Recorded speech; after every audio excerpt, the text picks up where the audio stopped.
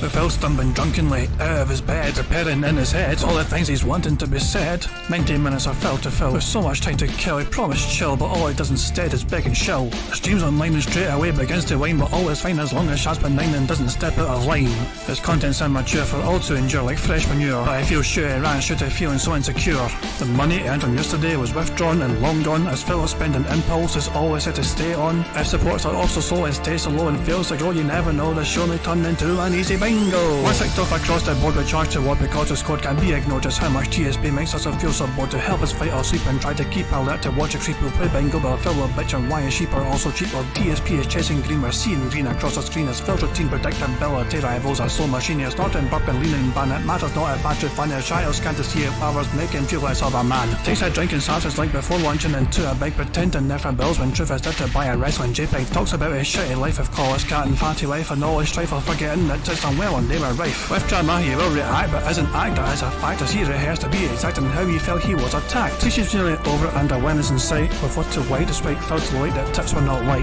We'll say alright it is okay and now it's time for Phil to play, but first he'll say that tips will help from being off the other day. And with those words we win again, it's never if but always when the game is won. Thanks to that we made it to the very end.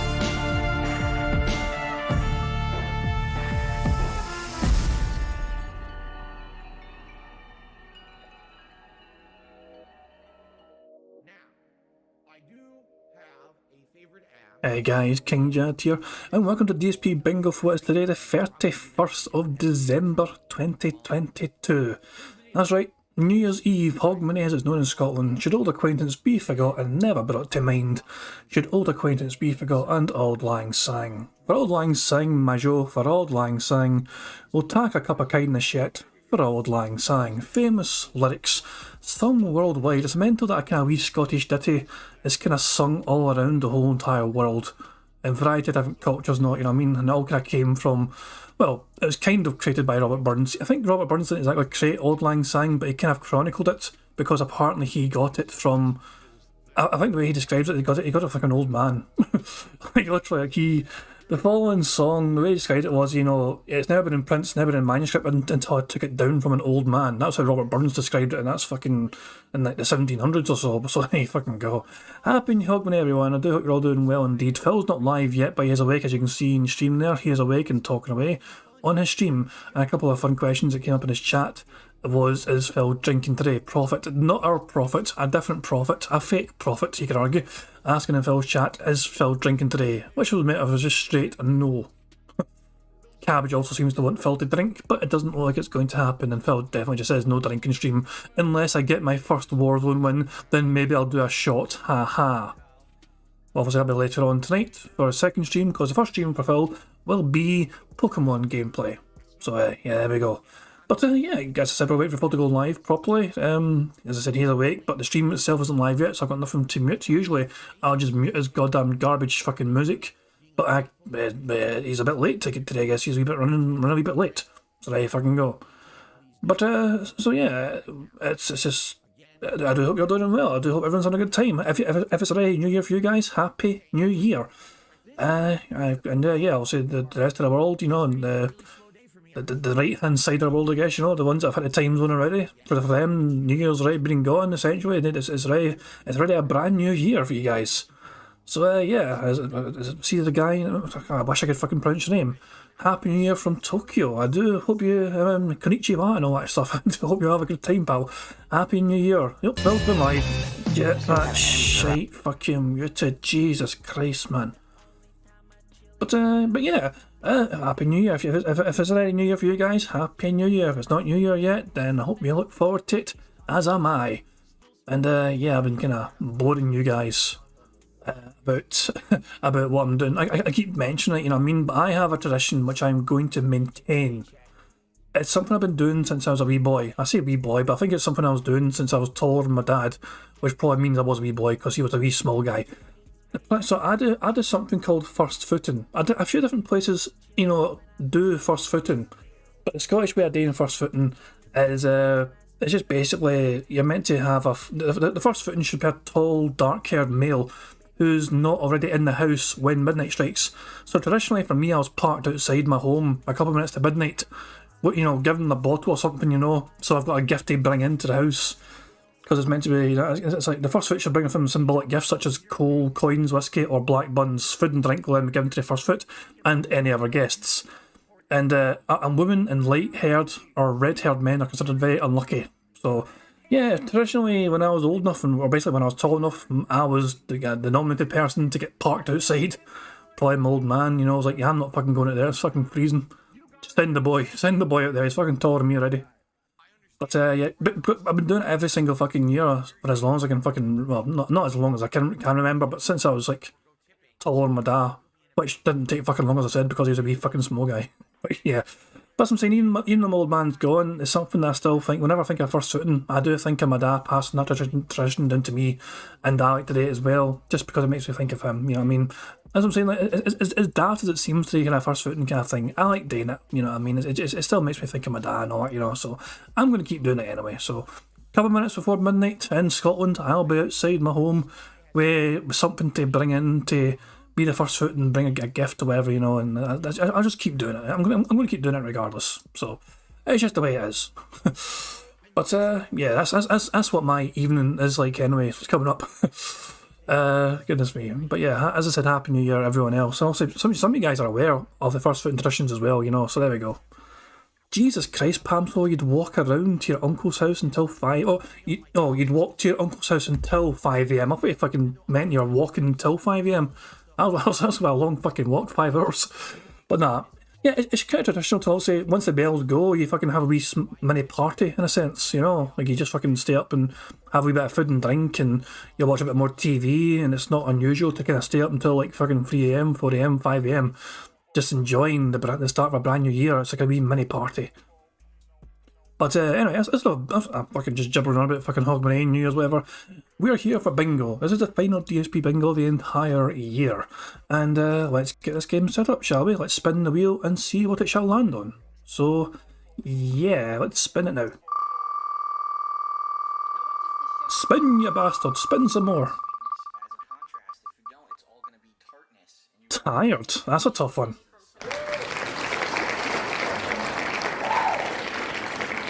This might be a tough one today. Tired. Tired. See, I don't know. Oh, I've not actually fucking finished setting this up yet. Snort. Yes.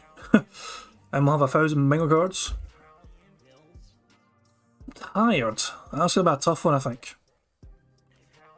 If we go to Pick Pick Go and type in tired, and then type in podcast only, how many results are there for tired?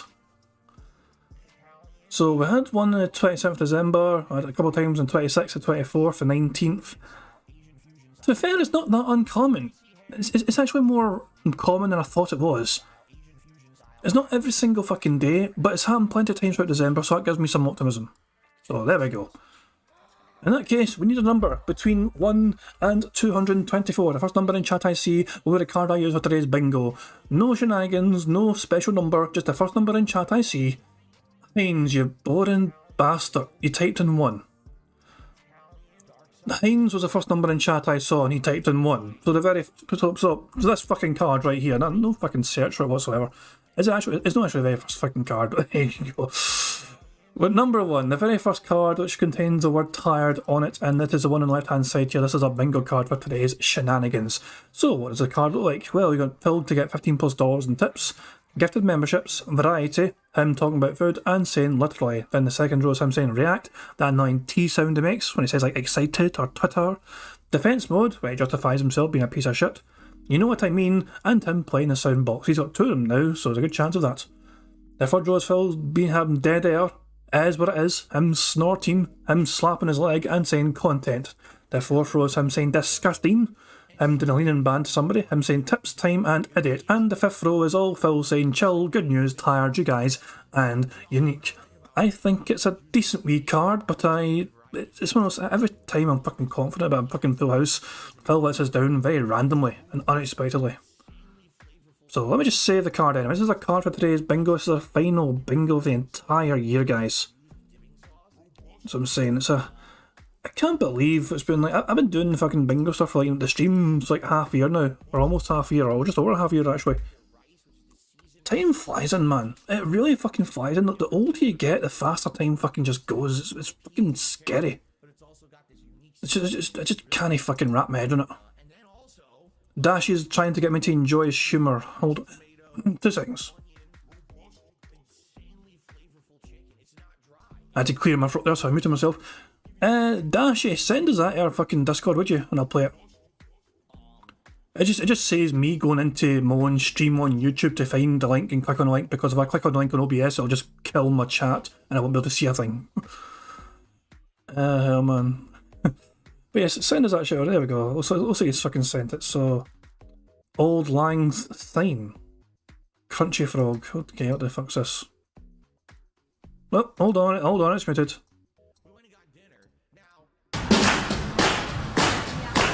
I know a man, his name is Lang, and he has a neon sign. And Mr. Lang is very old, so they call it Old Lang Syne. Pile of pish. Thank you very much, Dashy, for sending that. I do appreciate it. Jesus Christ.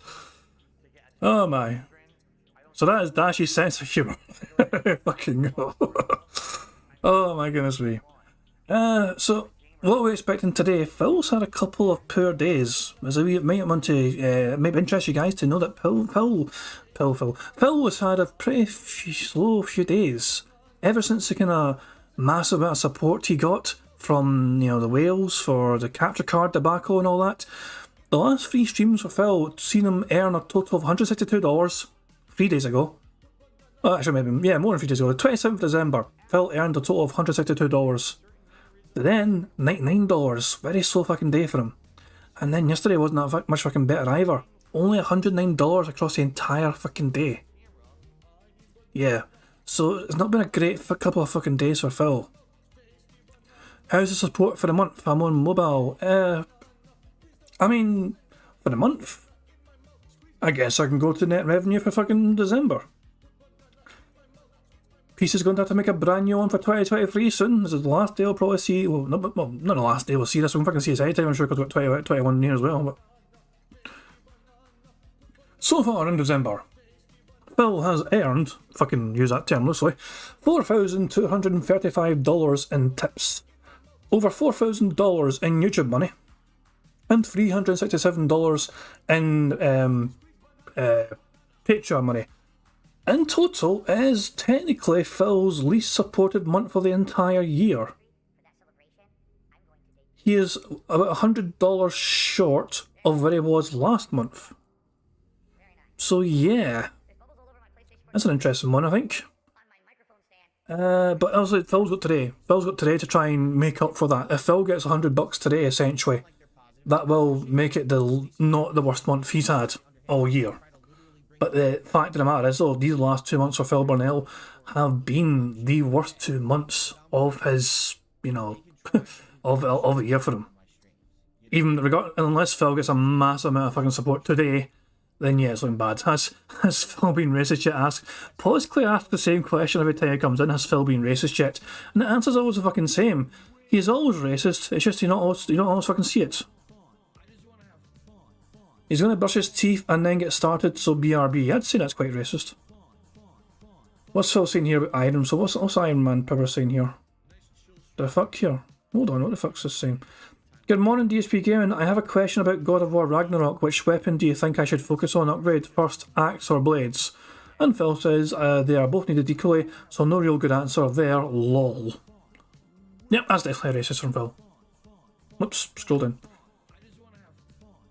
But yeah, as usual, Phil's fucking chat is just bouncing. It's an absolute fucking party in there, you know. It's non-stop fun in the fucking DSP land. All fucking 6 of those guys and fucking one of them's a robot that's having a great fucking time indeed. Sweet fucking Jesus. Oh goodness, Happy New Year. As I said, Happy New Year. I keep seeing Happy New Year messages, so yeah, Happy New Year guys. I do hope you're all enjoying yourselves. I do hope you're having either a good start to your year, if it's fucking already New Year for you, or you're having a good end to your year, if it's not New Year yet. Politically says, I ask every day because I shouldn't get away with it. The fact of the matter is, he does though, although that. Well, I'm not going to say that should change soon, it could change soon. Dashi linked me a video that Moist Critical made.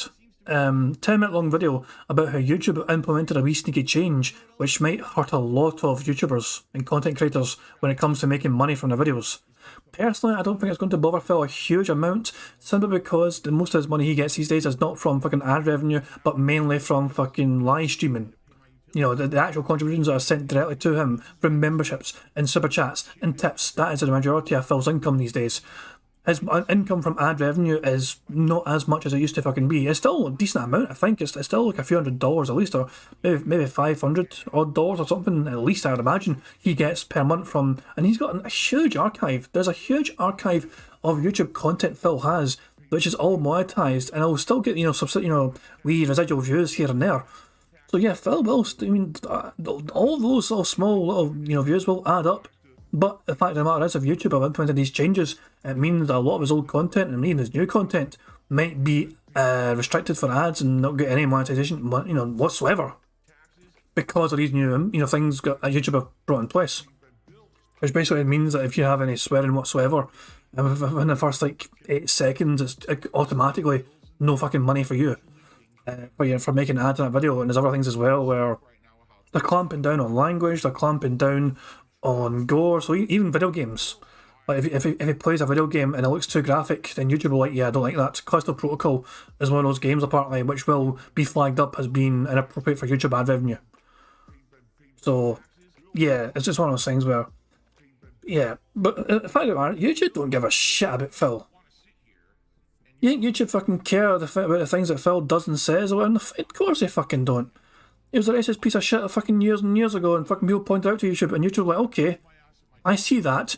Let's make this age-restricted content then, okay? Let's finally slap a fucking label on it so children can't watch this content, but we'll still allow it on a fucking platform. And they think they've done a good fucking job. Aye, fucking good YouTube. Aye, very good fucking YouTube. Aye. You ignored the guy being completely racist and homophobic and all that shit, and you just thought, okay, we're gonna keep this, we're gonna keep this content on our channel, but just make sure little kiddies can't fucking see it. YouTube don't give a shit about Phil and what he does and says. Susan doesn't care. It is what it is, though. Warren says, I think he's too little for him to bother with. He's got 200,000 subscribers, that's not fucking little.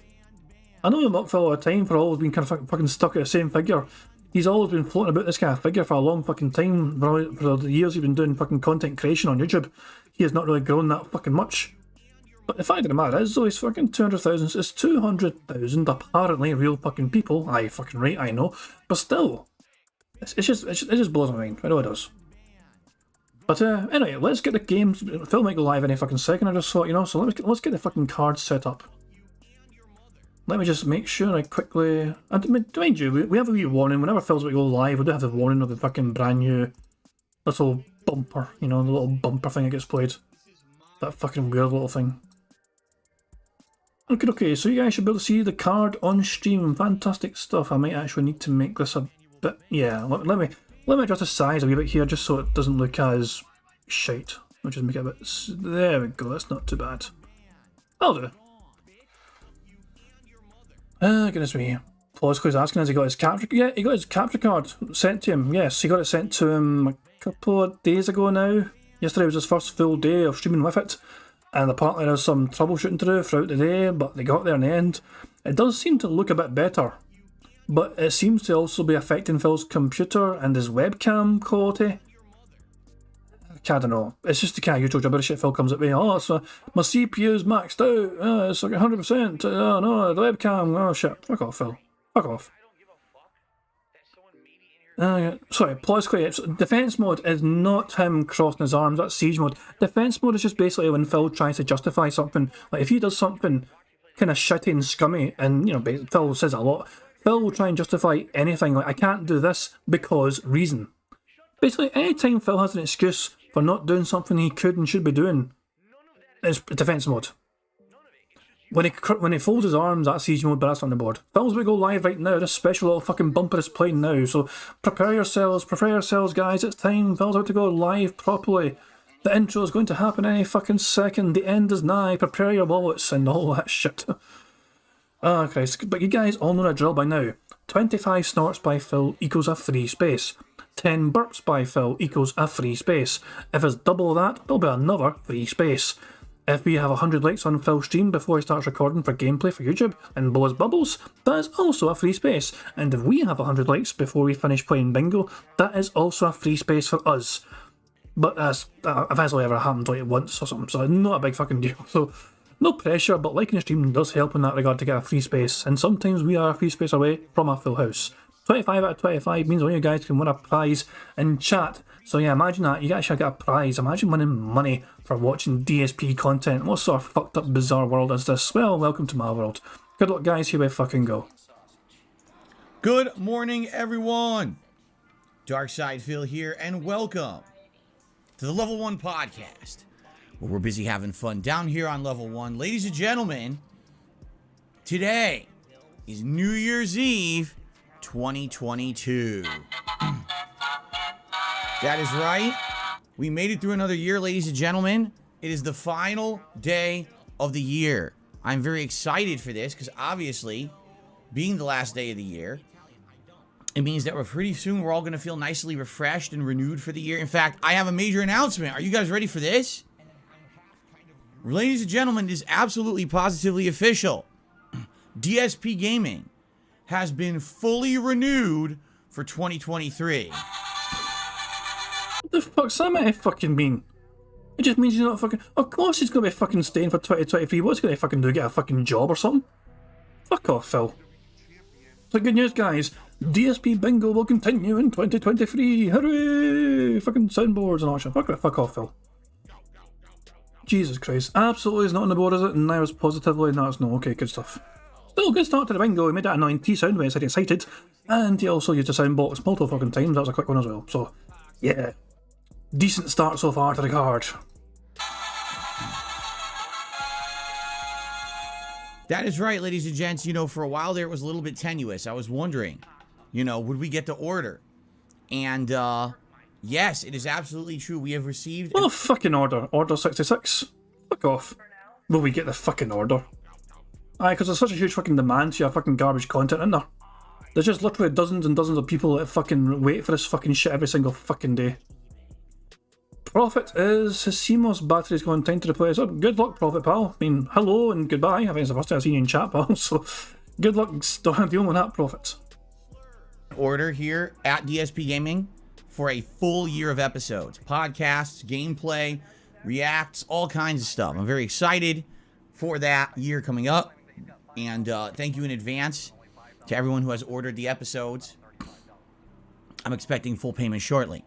Anyway, no, obviously I jest, but They just had to fucking sneak a little beg in there. Oh, Profit says his system clock said it was 11:15 AM, which is why he's late. Oh, Jesus. Let's just get a couple of things ticked off on the board here. I don't think we have burp, but we certainly have snort, don't we? And then, fucking Phil. It's just I'm expecting payment shortly. Fuck off. Fuck the fuck off. You fucking fuck. Jesus Christ, man. Oh, wait, I'm pretty sure Phil said react. I need to rewind this. Hold on, I'm pretty sure Phil said react. Give me a second. I'm sorry guys, we need to rewind this a wee bit, but... Here at DSP Gaming for a full year of episodes, podcasts, gameplay, reacts, all... I fucking knew it. He did say fucking react. That little motherfucker. There we go. So I've got floor array fucking ticked off. Fucking array for that. All kinds of stuff. I'm very excited for that year coming up. And thank you in advance to everyone who has ordered the episodes. I'm expecting full payment shortly. Anyway, no, obviously I jest, but in truth, it is awesome to know that there is enough demand and enough interest in me and my content on the internet that you guys, day in, day out, not only attend it, but support it. You know, you guys want another year of me and my content, and that is excellent, and I'm happy about that, obviously. And I love doing what I do. I absolutely love being here every day with you guys. Actually, I'm really happy for today because today is a chill day.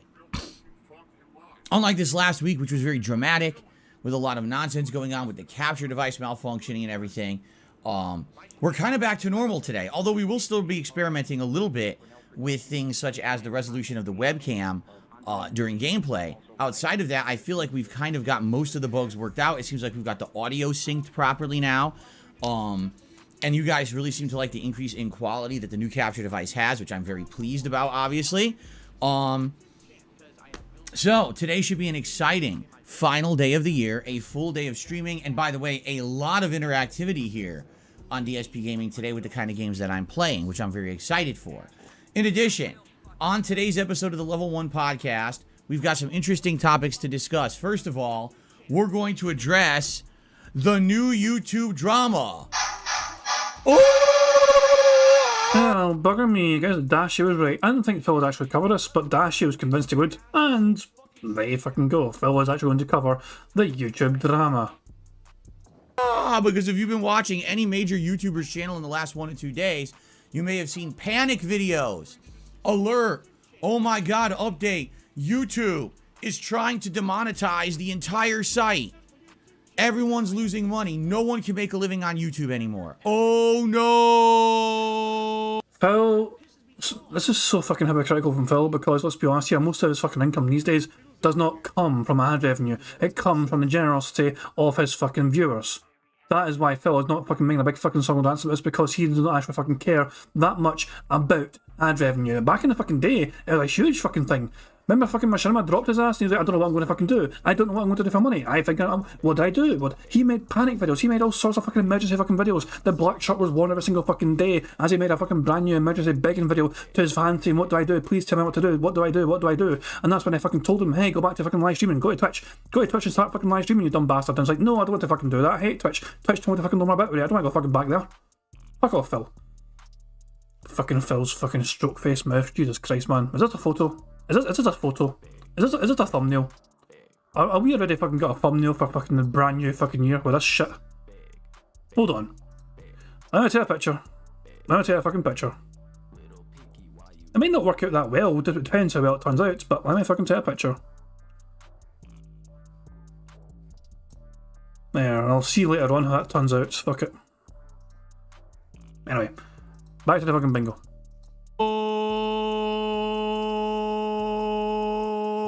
Except it's bullshit.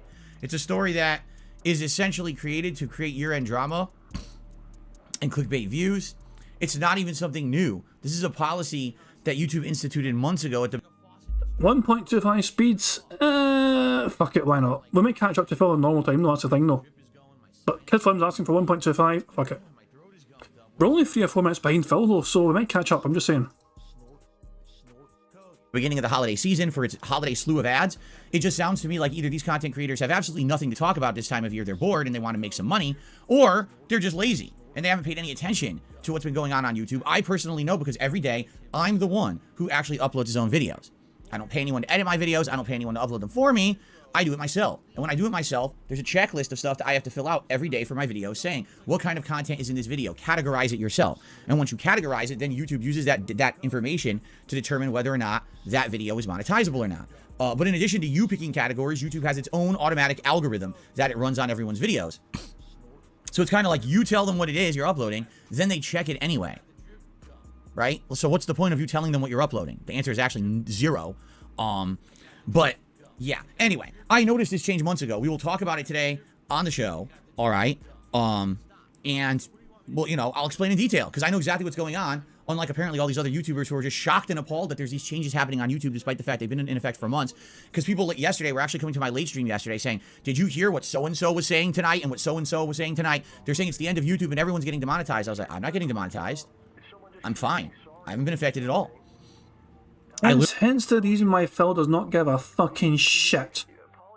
He doesn't give a fucking shit about what happens to any of our fucking YouTubers out there, regardless of the fucking size, because he does not have it impact him. At least he doesn't think it's going to fucking impact him. I can't wait for Phil to be proven wrong. I hope nobody tries to correct him. Please, for the love of God, don't try and correct Phil here. Let him run his fucking mouth. Let him fucking think he's smarter than everyone else. Please, just let him keep up this fucking, illusion he's got in his mind that he is the most intelligent YouTuber out there and that everyone else is so fucking dumb, and let reality come crashing down, hitting him fucking hard. Please don't let him know that it will actually fucking affect him. Thank you, guys. Literally have no idea what you're talking about. And then when they elaborated, I was like, oh, I know exactly what you're talking about. It's just a bunch of, again, clickbait nonsense or them not paying attention. So I will fully explain how this works on the podcast today, okay? Now, in addition, today we have something pretty funny to do. Yesterday, I received a delicious delivery of capture devices from Amazon. Yes, this is exactly the bag that the capture devices actually arrived at my home in, just like this. Just like this was tossed on my porch, okay? And what we're going to do today, I'm going to show you 2 devices that we ordered on Monday night. If you remember, Monday night, I kind of did like an emergency stream where I needed your feedback. What should I do? Because my capture device had broken.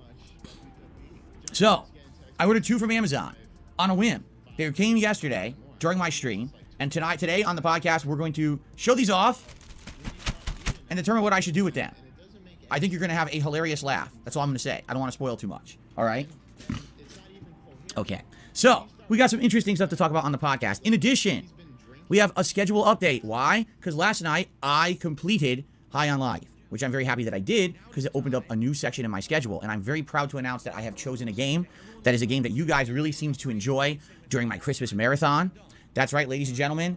Disney Dreamlight Valley will now make up 95% of my streams moving forward. Whoa!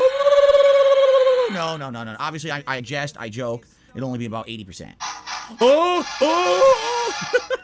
All right, enough of this. Enough of these silly devices. Okay, I'm joking. We're going to talk about the real schedule in a few minutes here. Updated so you guys know what to expect. And there's a brand new game that's going to be in the rotation. I'm excited for it because I really was craving it after having played it during the Christmas marathon last week. Actually, exactly a week ago. No, actually a little more. It was Friday of last week was my Christmas marathon. That's right.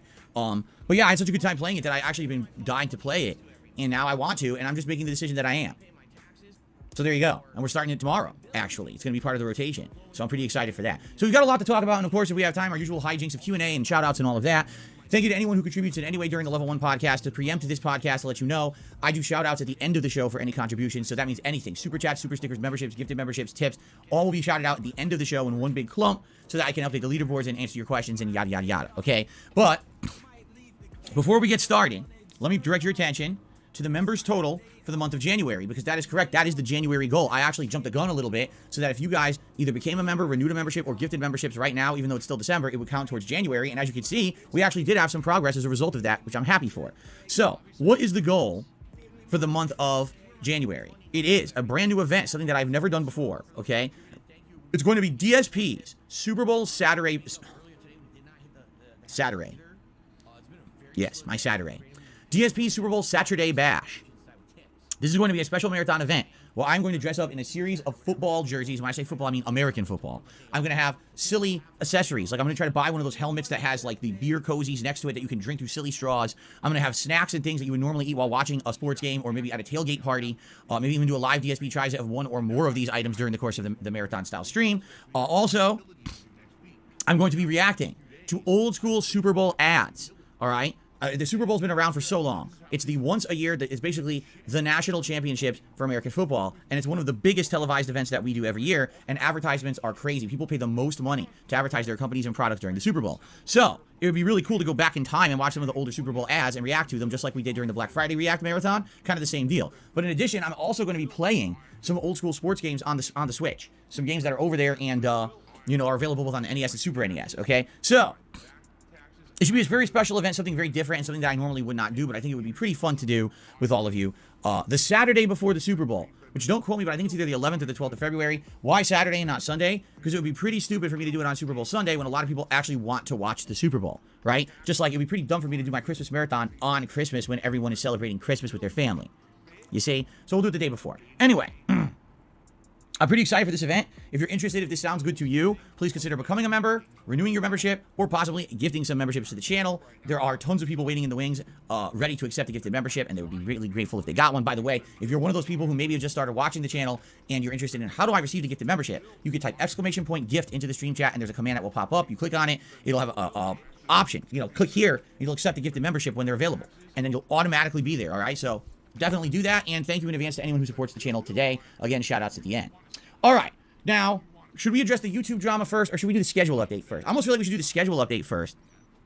That way you guys know what's coming up in the next few days of gaming. You'll actually know that I actually am doing an extended week of streaming, which I don't even know if I told you guys that yet, but I'm doing an extended week of streaming all the way through Wednesday this week, as opposed to normally I end on Tuesday. I'm actually streaming on Wednesday this week as well. Let's do that. Let's do the schedule first, then we'll address the YouTube nonsense drama, shall we? Okay.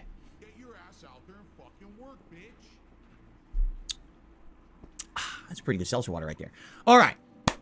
So here is the schedule for the week. Today, we return to Pokemon Scarlet. It's been over a week, I think, since we played Pokemon Scarlet. And it's chill fun, as you know. We're in the end game, essentially. We have one gym left to win, or take over and conquer. And we have one more Team Star base to take over. And then we head into the end game, which I believe is going to be like the Elite Four.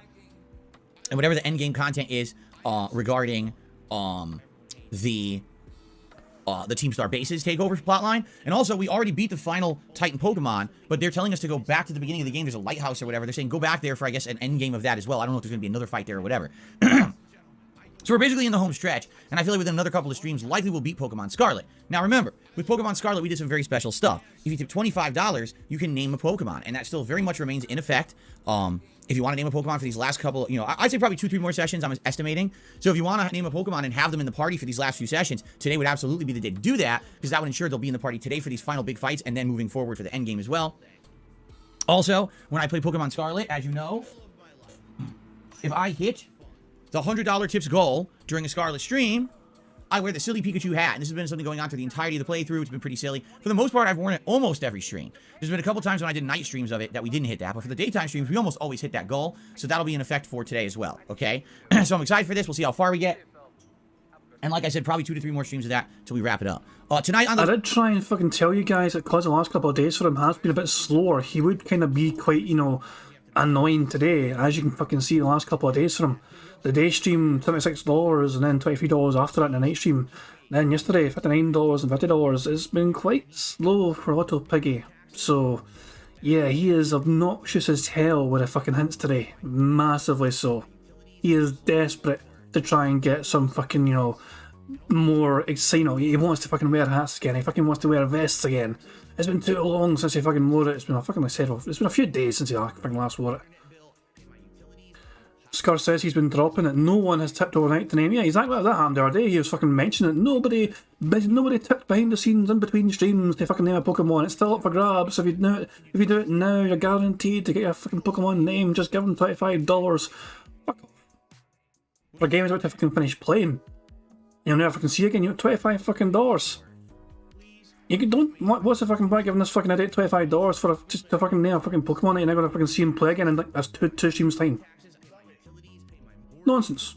Late stream, 6:45 p.m. Pacific time. We are ending the new year in a very exciting way. We're ending the new year. We're ending the existing year in a very exciting way. We're doing Warzone. That is correct. We are going to be doing an awesome late night stream of Battle Royale. And I'm excited for this because we haven't done it now in a week. I guarantee you, who wants to fucking bet he's going to fucking mention bounties? If he fucking mentions bounties, I just know he's going to fucking mention it. He's got to fucking mention him. It'd be bizarre if he wouldn't fucking mention him. The more that I play Warzone, I feel like it's getting more exciting because I'm learning gameplay elements, I'm learning loadouts, I'm finding better places to loot and to do stuff, which is good, right? Obviously. But at the same time, I haven't gotten a win yet. I'm getting close. I had several second place finishes, tons of top 10 finishes, but I haven't actually won a match yet. Will tonight, New Year's Eve 2022, be my first ever Warzone win? I don't know. I'm going to try, but I don't know. You guys seem to really enjoy the Warzone streams. A lot of people do bounties, meaning, hey, if you fucking do it, called it, fucking called it, god damn it. Of course I fucking, fuck you, Phil. I mean, god damn it. It's inevitable with Phil. It's inevitable. Remind the audience that they can give you more money, even though I don't fucking need to, even though there's no fucking incentive for it. But hey, if you give Phil money, he might try harder to fucking win the game. Wow. Fuck off, you greedy little pig. So you fucking ask us, hey, if you guys give me more money, I'll start playing fucking the MLG horns. Fuck off. No. You're meant to be fucking, this is your fucking job, Phil. You're meant to be fucking doing your fucking best at the fucking game anyway. It's a competitive fucking game. You don't fucking, imagine going into a fucking game and going, oh well, if I only had a fucking bounty to fucking try harder, I might have won that game. Oh well, because I had no fucking bounty to try and fucking incentivize myself to fucking try harder, I couldn't win that game. And blame it on the goddamn audience for not fucking giving them a bounty to try harder. Like top 10, I will contribute this much to the stream, and then it makes me just the more want to win and actually try. Which is nice, and also it's a cool incentive. People don't know how I'm going to do. So I'm excited for tonight. Also, maybe tonight, if I get my first Warzone win, I'll take a shot on stream. to celebrate the new year and to celebrate my first Warzone win. Maybe I will. We'll see. Depends on how I'm feeling tonight. Perhaps I will, okay? So I hope you guys will join me for that later tonight, 6:45 p.m. Pacific time. Tomorrow, it's 2023, my friends. Now, I'm not doing a special marathon. I'm not doing any kind of a special event. I just did several special events for Christmas, and in addition, we lost so much gameplay time this week with my capture device being busted, I feel like it would be pretty counterproductive for me to do that. By the way, I was curious, you know, how the capture device looked on the Switch. Here you go. This is how it looks on the Switch. Looks like a Switch. I was just curious. I haven't actually used it with my Switch yet, so I was wondering what it looked like. Now, oh, now it's way too bright. Oh, turn off the TV. That was actually no. If I turn off the TV, the Switch will turn off. The Switch has this weird ability that it syncs with your TV. So if you turn off your TV, your Switch actually turns off too. Use the dark theme. There's a dark theme on Switch? There is? I will use that immediately. I had no clue there was a dark theme. When the hell did they add that?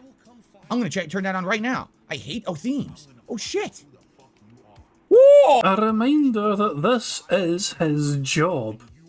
This is his living. This is his livelihood. Fuck me, man. Holy fuck. Oh! Thank you, Ronnie. I had no idea the Switch had a dark theme. I mean, it didn't at launch, right? Here we go. Here's what it looks like. I don't think it had a dark theme at launch, did it? It came with it. It always had dark mode. I had no idea. Because that fucking stupid dashboard was way too bright. Wow. Well, that's excellent. Thank you for telling me about that. I'm very pleased about that change. Now I can actually not be blinded by the goddamn dashboard and also won't mess up the camera. Cool. Thank you for that. All right. Anyway, so what was I saying? Now I got distracted. Oh, we're not doing any special events. I lost so much gameplay this week with my capture device being busted that I sadly just can't do anything. I wish we could do, oh, let's do a special New Year's thing. You know, no, we're not doing that. We're just going to have normal gameplay, okay? So tomorrow, it is the end game of God of War Ragnarok. And what I mean by that is, as of yesterday, I finished up most of the major side content of the game. Technically, are there still 6 Muspelheim trials left I haven't done? Yes.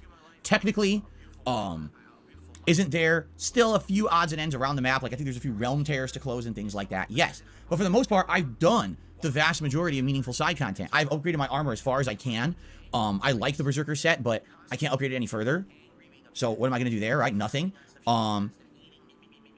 By the way, the Retro Wing Gamer says, no, 100% it did not have dark mode at launch. It was added later. Because I swear I looked for that at launch and they didn't have it. Well, they had no themes to my knowledge. But maybe I'm wrong. And maybe he's being, I don't know. Who knows? Maybe he's being patronizing to me because, you know, I'm old and I'm stupid.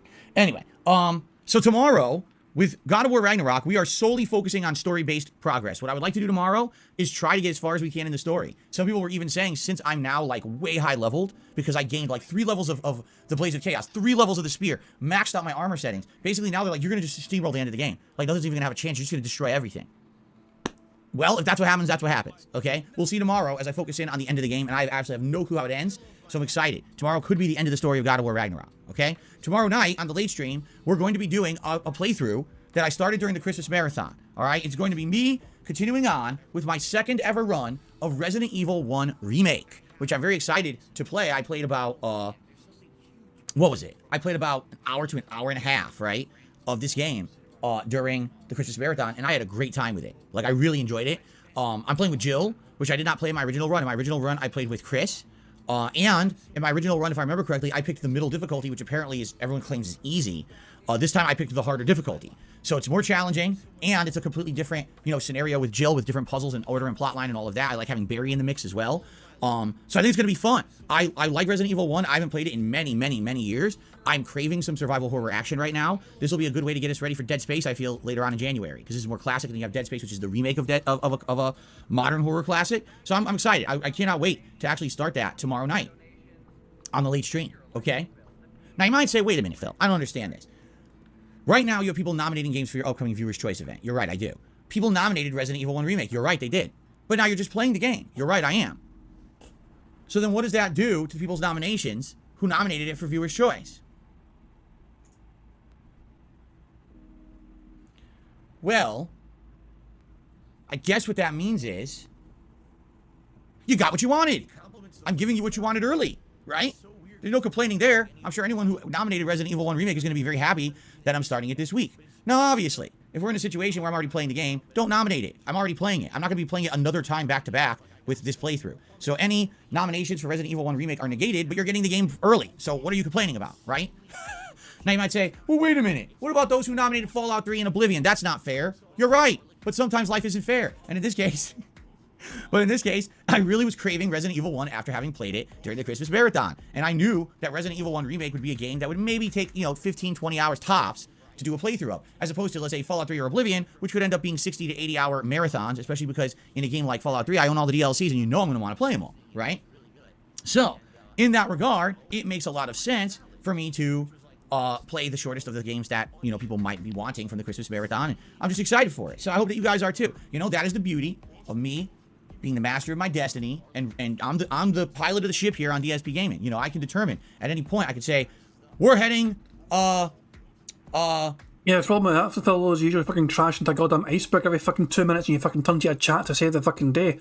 It's your fucking guys in chat which have fucking buckets and they're fucking ready to get all the fucking rid of all the water that's fucking getting into the fucking ship here. It's like, oh shit, get rid of all this fucking water, crash into our goddamn iceberg, we need to fucking save his channel again. The fucking dentheads fucking rise up and fucking stop the fucking ship from goddamn sinking. Because Phil, the master of his own fucking destiny, keeps fucking crashing into every single fucking iceberg out there.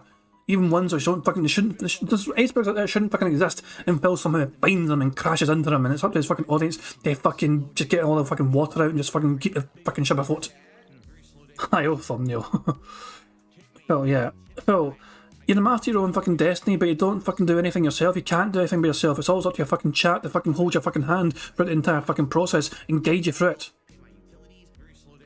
If people want a fucking screenshot, they can fucking have a screenshot. They fucking go, help yourselves, help yourselves.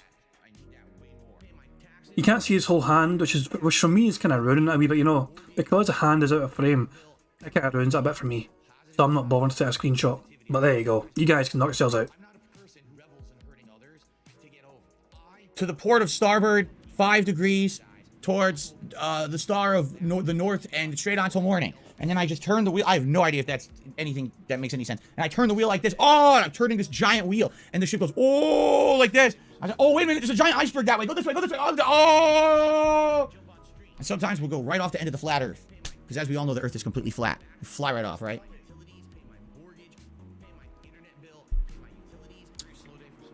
Okay. Anyway, that being said,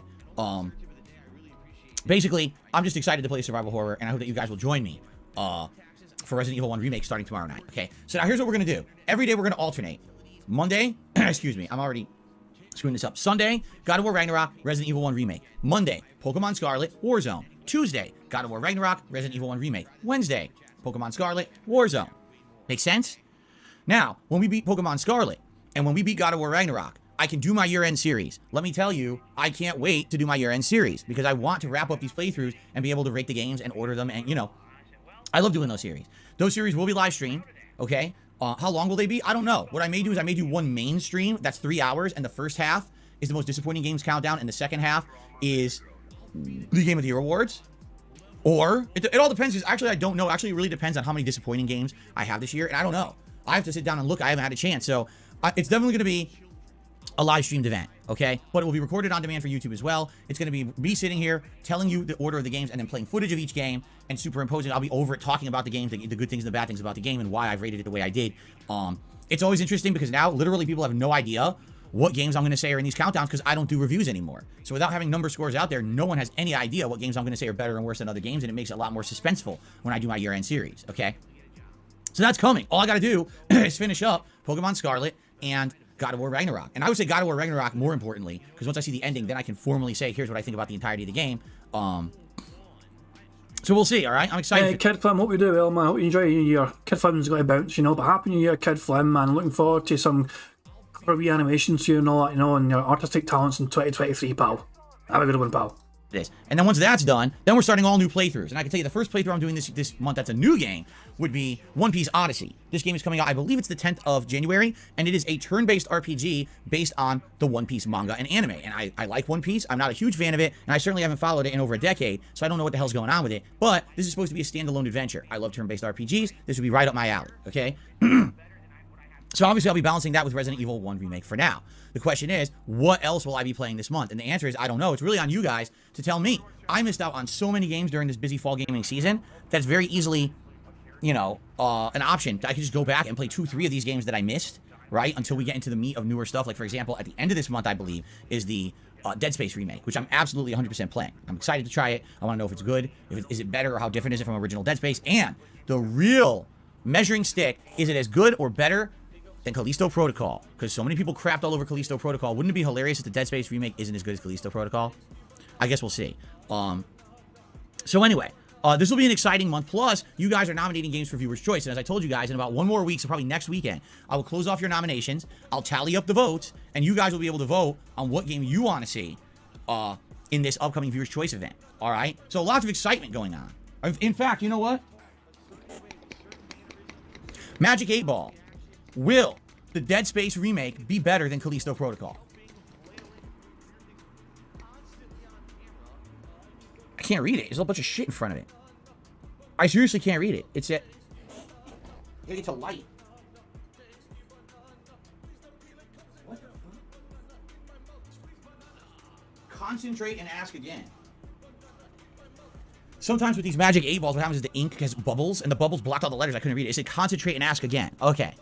Magic 8 Ball. Come on. Magic 8 Ball, I'm renewing you for 2023. If you're not aware, you've been canceled for like a month. No one was talking about you. I'm bringing you back for 2023. Magic 8 Ball. Will the Dead Space remake be better than Callisto Protocol? My something is no. The bubbles keep blocking the words. It said my something is no, but it says no. So there you go. The Dead Space remake will not be better than Callisto Protocol. The Magic 8 Ball is spoken.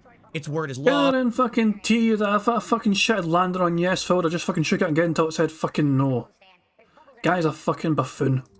By the way, if you would like to ask the Magic 8 Ball a question, it is an $8 tip, and there's a special animation for the 8 Ball, and you can ask it a question live, and we'll see what it has to say. All right? There we go. Okay. So anyway, that's the week. The week is me alternating between these 4 games and trying to finish up God of War Ragnarok and Pokemon Scarlet. Now, if I happen to beat the story of God of War Ragnarok, I'm probably still going to do a post-game stream where I try to finish up all the content, including the final 2 Berserkers, which I absolutely would like to beat. Apparently, there is 1 or 2 also end-game optional bosses at the end that you can fight that kind of close off the story, which I'd like to do. I'll probably be in level to do those because I have such high-level gear now, so we'll see, all right? But I'm excited. I'm excited for this week, all right? All right, schedule's done. Ladies and gentlemen, it is now time to address YouTube drama. So, in the last 24 hours, you may have noticed 1 or more major YouTubers start to come out and cover an interesting topic on the site. What has happened is, I believe that people were saying last night it was Moist Critical. I don't know, because I personally have not seen the video for Moist Critical. But apparently there are some big YouTubers coming out, and they're basically saying YouTube has made a behind-the-scenes change that no one knows about. And this change has made it that the monetization of videos is dramatically different. And tons of videos are now that used to be able to get monetized by YouTube, so you can make money on them, are being demonetized. Okay? And I guess what they're saying is that the catch that YouTube has now instituted that didn't tell anyone about is that if you swear, meaning you say a curse word, all right, or strong adult language, all right, within some kind of a criteria, your video will auto-demonetize no matter what. All right? Now, it's funny because I've told you guys over the last few years that I've watched various people on YouTube dance around wording. For example, if someone is being accused of, I'm about to say it, ladies and gentlemen, sexual misconduct. If someone is, in hot water for that in a news story or the law, they're being prosecuted for it, all right? Basically, people who are telling the story will change the words. I've actually heard like the quartering says spicy something something or spicy content or something. I've heard them like try to say stuff like that to try to avoid the wording because they're afraid that if they say the words, they'll be demonetized. Okay? Now, here's the deal. First of all, I've now been on YouTube almost 15 years. In reality, I have been on YouTube for 15 years because I started in 2007, but most people don't know that I barely uploaded. It was just me doing some Street Fighter tournaments. I didn't regularly start uploading until the fall of 2008. But now, I've been on YouTube for almost 15 years, all right? I have seen every possible thing happen with YouTube, and I was on YouTube before you could even do half the content that's on the site. You get blocked or kicked off the site. You couldn't monetize anything back in the day. You tried to put ads on it, it was rejected, can't do it, okay? I was on the site when, videos were 10 minutes long. You couldn't even go longer than that. Anyway, I digress. What we're basically seeing happen on YouTube, all right, is YouTube is trying to actively change the site to become more attractive to businesses. Now, I want you to think about this. You own a business. You want that business to get effective advertising. So you want to purchase a block of advertising from YouTube as a site, right? I want my ads for my business to run on appropriate videos, correct? So let's say, for example, you own a used car dealership out of Toledo, Ohio, and you purchase a block of advertisement. You say, hey, YouTube, I would like you to run ads for my used car dealership on appropriate videos for people in the appropriate demographics and the appropriate geolocations. Can you do that for me? YouTube supposedly would be able to do that. Supposedly. And the reason I say supposedly is because usually it's not. YouTube acts like it's smarter than it is. It's all run on algorithms. There's no humans actually typing in, oh, okay, program this in and have this run on these videos. It's an algorithm that runs and tries to determine appropriately where those ads should be placed. And it's hilarious because there were times years ago, I never see this anymore, but there were times many years ago where you'd go to watch an ad, or you go to watch a video and ads would play, and the ads would be completely off base from the video you're watching. You're about to watch the top 10 gaming fails of a year, and it's an advertisement for what if you got into a car accident and you need a lawyer. Like, what is this? This completely has nothing to do with what I'm watching. This doesn't even apply to me. Why would I care, right? Or you're watching the hottest toys countdown of the year, and it runs an ad for, you know, life insurance for elderly people. The hell is this? This is infamously, this is what YouTube would have a problem with. They'd get a bunch of ads purchased from a company, and they would not have the appropriate way to divvy those ads out properly to an audience. So it was ineffective advertising. And when YouTube, you know, over a decade ago, used to be rolling in money, there were advertisers who were throwing millions upon millions of dollars. And you were also rolling in money a decade ago, but look at you fucking now. And by the way, before we even get further into this fucking topic, why is it not hypocritical for Phil to fucking call out people for being paid shills, and yet he wants to fucking monetize every single one of his fucking videos to make sure it has a fucking advertisement on it? If Phil was really, truly and genuine not a fucking paid shill, he would mark every single fucking video as have no monetization on it whatsoever, like I fucking do, and just rely solely on fan donations. But still, Phil is going to have a fucking hypocritical bitch, and he's going to make sure every single one of his fucking videos has ad revenue on it, even though he fucking gets probably peanuts for it these fucking days because his fucking viewership tanked, because of, you know, his place in the algorithm fucking tanked, whatever. Fact of the matter is, though, Phil will fucking bitch and whine about other people being fucking shills, but the simple fact of the matter is he's too much of a fucking bitch to fucking not turn off monetization on his own content. He needs to keep that on, because he's always fucking kept it on, which makes him a fucking paid shill, whether he fucking wants to admit it or no. At YouTube for advertising. But after a year or two of doing it, they realized the advertising was completely ineffective. And over time, less and less companies were throwing money at YouTube, realizing that this internet advertising was a joke. They weren't getting anything out of it. I mean, case in point would be the adpocalypse in 2017, when major companies like Starbucks and Walmart and all these giant companies that were throwing these insane advertisement campaigns towards YouTube pulled them all overnight, okay? And that's when the adpocalypse happened, and that's when all of a sudden YouTubers said, well, I can't make a living just on ads anymore. Now I gotta have sponsorships, I gotta have product placements, please pledge to my Patreon, please buy this junk, shill, okay? And basically the website hasn't been the same since. Now, let me ask you a question, okay? Why do you think YouTube content creators would all of a sudden be freaking out at YouTube right now and saying, uh-oh, everything's getting demonetized? I'll tell you. Stephen Magoo says, Phil, the advert it chooses to show you is down to you as a viewer. It has nothing to do with the video you're watching. And yeah, this is Phil's business, and he still doesn't fucking understand this simple concept. Yeah, pretty much, yeah. YouTube fucking has cookies in it. It fucking tracks what you're fucking usually watching to try and tailor ads to you. If Phil's watching a fucking video and it shows him life insurance ads, I guess it means that they know he's a fucking, you know, old ass fucking boomer gamer, and it's like, oh shit, he might need to fucking get himself, you know, life insurance, and because he could kick the fucking bucket anytime now. Tell you why. Because the kind of content creator that's complaining is the kind of content creator that sits around and puts out 1 or 2 videos a day tops. I hate to say it. It's not high effort work. All right. I'm not saying it's not popular. I'm just telling you it's not high effort work. When all you're doing is you're sitting around, you put out 2 videos. Phil, you don't edit whatsoever. What you do is not high effort either. You play a fucking game where you talk to your audience, but you don't edit anything whatsoever. The length of time it takes you, basically, Phil, there is no additional extra real effort apart from you fucking clipping, selecting your video to upload and giving it a title. Your job, for lack of a better term, is also low effort, Phil. Because you don't put any fucking effort into fucking streamlining the fucking gibberish in between boring shite of your live streams to make it more digestible. Don't fucking criticise other people. People in glass houses shouldn't throw stones. That's a fucking saying here, perfectly fucking suitable for Phil. Videos a day, and then you do a stream for an hour. That's not a day of work, all right? Very much so. It could be some of those popular content on YouTube. It could be millions of views per video, and they're making thousands of dollars in a day, but it's not a full day of work. It's just not. And you know what? More power to them. I'm not criticizing those kind of YouTubers, because if they can make it work, if they only have to work a few You hours. just criticized them. You literally just criticized them. You said it's not fucking. You call it fucking low effort. You fucking call it garbage. You fucking criticize them all the goddamn time. You fucking moron. Okay, you know, and they make that kind of content and they make money doing it and they don't have to go crazy. I guess that's the life, right? Isn't that the life we'd all like to have? You don't have to sit around working all day. Instead, you could just do whatever you want with your time because you're rolling in money. That's the life a lot of these big YouTubers live, okay?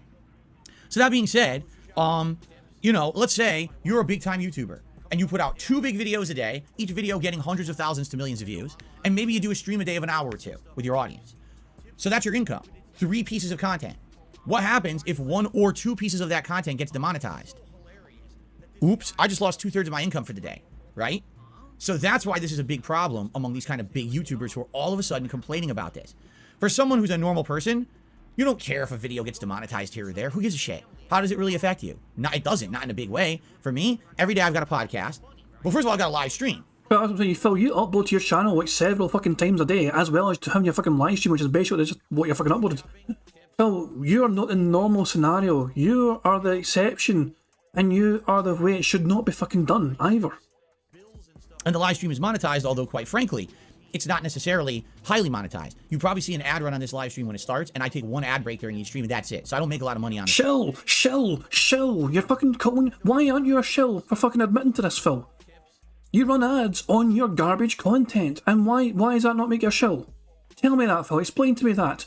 You're a crowdfunded individual, as you fucking claim. You rely on your fucking audience to fucking basically feed you and fucking keep you drinking and keep playing WWE champions. So why aren't you a fucking paid shill for having ads on your garbage shite when you fucking mock others for fucking being shills? Nah, I'm pissed. I'm pissed off for this fucking piggy tonight. Stream, just up front, I really don't. It's very little that I ever make on a stream. Then I do the podcast, usually 2 to 3 pieces of gameplay, and then on my late stream, we've got 2 more gameplay videos, a stream, and the daily wrap. So if you add it all up, 2 streams, podcast, 3 pieces of gameplay, 2 pieces of gameplay, daily wrap. 9 things I do a day that can all be monetized. Now, in addition to that, if you haven't noticed, the vast majority of support that I get is from my live audience. It's from you guys who watch the content and you appreciate it, so you contribute. You tip. You do a super chat. You become a member, right? All these things. That crowdfunding has really become my bread and butter when it comes to my business over the last 5 years since I became a full-time content creator. What that has allowed me to do is to essentially remove the shackles of YouTube from my business. I am not reliant on YouTube ad revenue. I'm not beholden to them. If they demonetize 1 or 2 videos of mine that I put out today, I don't care. I literally do not care. Okay? Now, if they demonetized every video I put out, then I'd probably have some issue. But in reality, it's just not a big deal.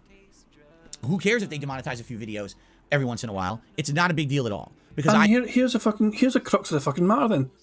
This won't affect Phil, at least Phil does not think it's going to affect him massively, so he doesn't give a fucking shit. Will it affect other YouTubers? Quite potentially. Will it perhaps ruin them? Quite potentially. Does Phil care? Of course he fucking doesn't care. Why is Phil going to fucking care about the fucking perils of bigger YouTubers that make more money than him right now as things are? Does he care? He'll fucking like it and enjoy it if they fucking crash and burn. Yes, because he'll fucking celebrate that shit. He'll fucking wave goodbye to them if they fucking crash and burn because of these changes a YouTuber are implementing. He's reporting this shit, man, but he doesn't seem to know what he's fucking talking about. He's just hoping that it doesn't really affect him that badly, and he's also fucking hoping it'll affect others. He's hoping it'll negatively impact others so fucking much. Scar's asking what's the new changes. You know, actually, I mean, to summarise it, it's basically, I mean, as I said, Moist made a video. Let's share 2 seconds. We'll just fucking play some of Moist video. We'll play Stop everything you're doing right now. I don't care how important it is. I have news. We're not going to watch all of it, by the way. We'll just watch some of it. That'll blow it out of the water. And trust me. Moist, you speak way too fucking slow, pal. I'm going to fucking play at 1.5. You're going to want to get this sitting down. So if you're in the operating room watching this, it's time to put down the scalpel and pay attention. YouTube has just made a massive change to the platform, and in standard YouTube fashion has done a horrible job at communicating it to the community. So it's up to me, Ace Reporter Charles here, to tackle this topic from the front lines, just writing through like Paul Revere lighting the lanterns, letting you all know that another awful set of changes are coming to YouTube that have already overnight tanked some creators' source of income from their channels, demonetized like half of their videos with no explanation, and more channels are soon to follow as this continues to roll out. And I'll let it be known right away here that yes, my channel has been hit extremely hard barred by this new shadow policy that they've slid into the equation here. The policy is, if you say any swear word or anything less than proper in the first 8 seconds of a video, you instantly get demonetized for it no matter what. There is no wiggle room. If you say anything that's not squeaky clean Weenie Hut Jr. and you let that rip in the first 8 to 15 seconds of that video, well, you're just getting blasted, and there's nothing you can do about it. Now, to a lot of you, hearing that's probably not... Holy shit, why is listening to this at 1.5 speed normal? I never realised how much of a slow bastard and talker Moist was until this seems like a normal way to fucking listen to Moist to 1.5. Surprising, because the previous policy that all YouTubers were playing ball with was the first 30 seconds you couldn't say fuck. You couldn't say anything super hard like fuck. Because if you did, you'd likely get demonetized. But now, it applies to the first 8 seconds, and all profanity is being treated equally, except for a couple of exceptions like hell and damn, I guess. Maybe even ass. You might be able to squeeze a little ass in there in the beginning, I suppose, if the YouTube Illuminati is feeling generous with their policy enforcement that day. There you fucking go. That's actually a good fucking pause, because it tells you some of the guidance there as well from fucking YouTube. Ads guidance. This content can earn ad revenue, abbreviated or censored, or words acceptable for network television like hell or damn or title or whatever. It's that kind of thing. This content will earn no ad revenue. Profanity used in the first 7 seconds or majority of the video. Profanity is used in thumbnails or titles. That is what will get no monetization whatsoever. And apparently the big thing is this is going to get backdated to content from, basically, it could go back years.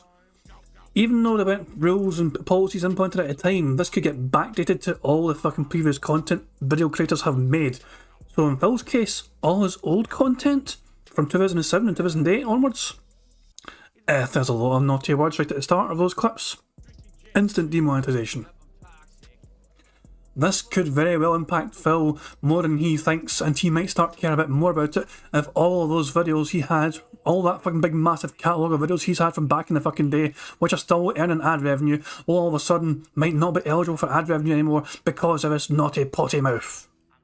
We'll have to wait and see though, but as things stand, because Phil's mainly fucking crowdfunded, he doesn't give a shit because it won't impact him massively. At least he doesn't think it will impact him massively.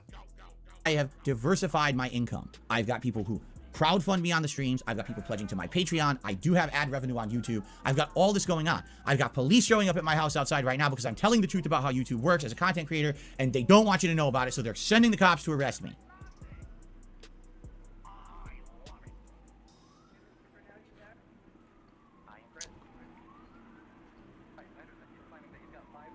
Okay, I think they're driving away. They got the wrong house, apparently.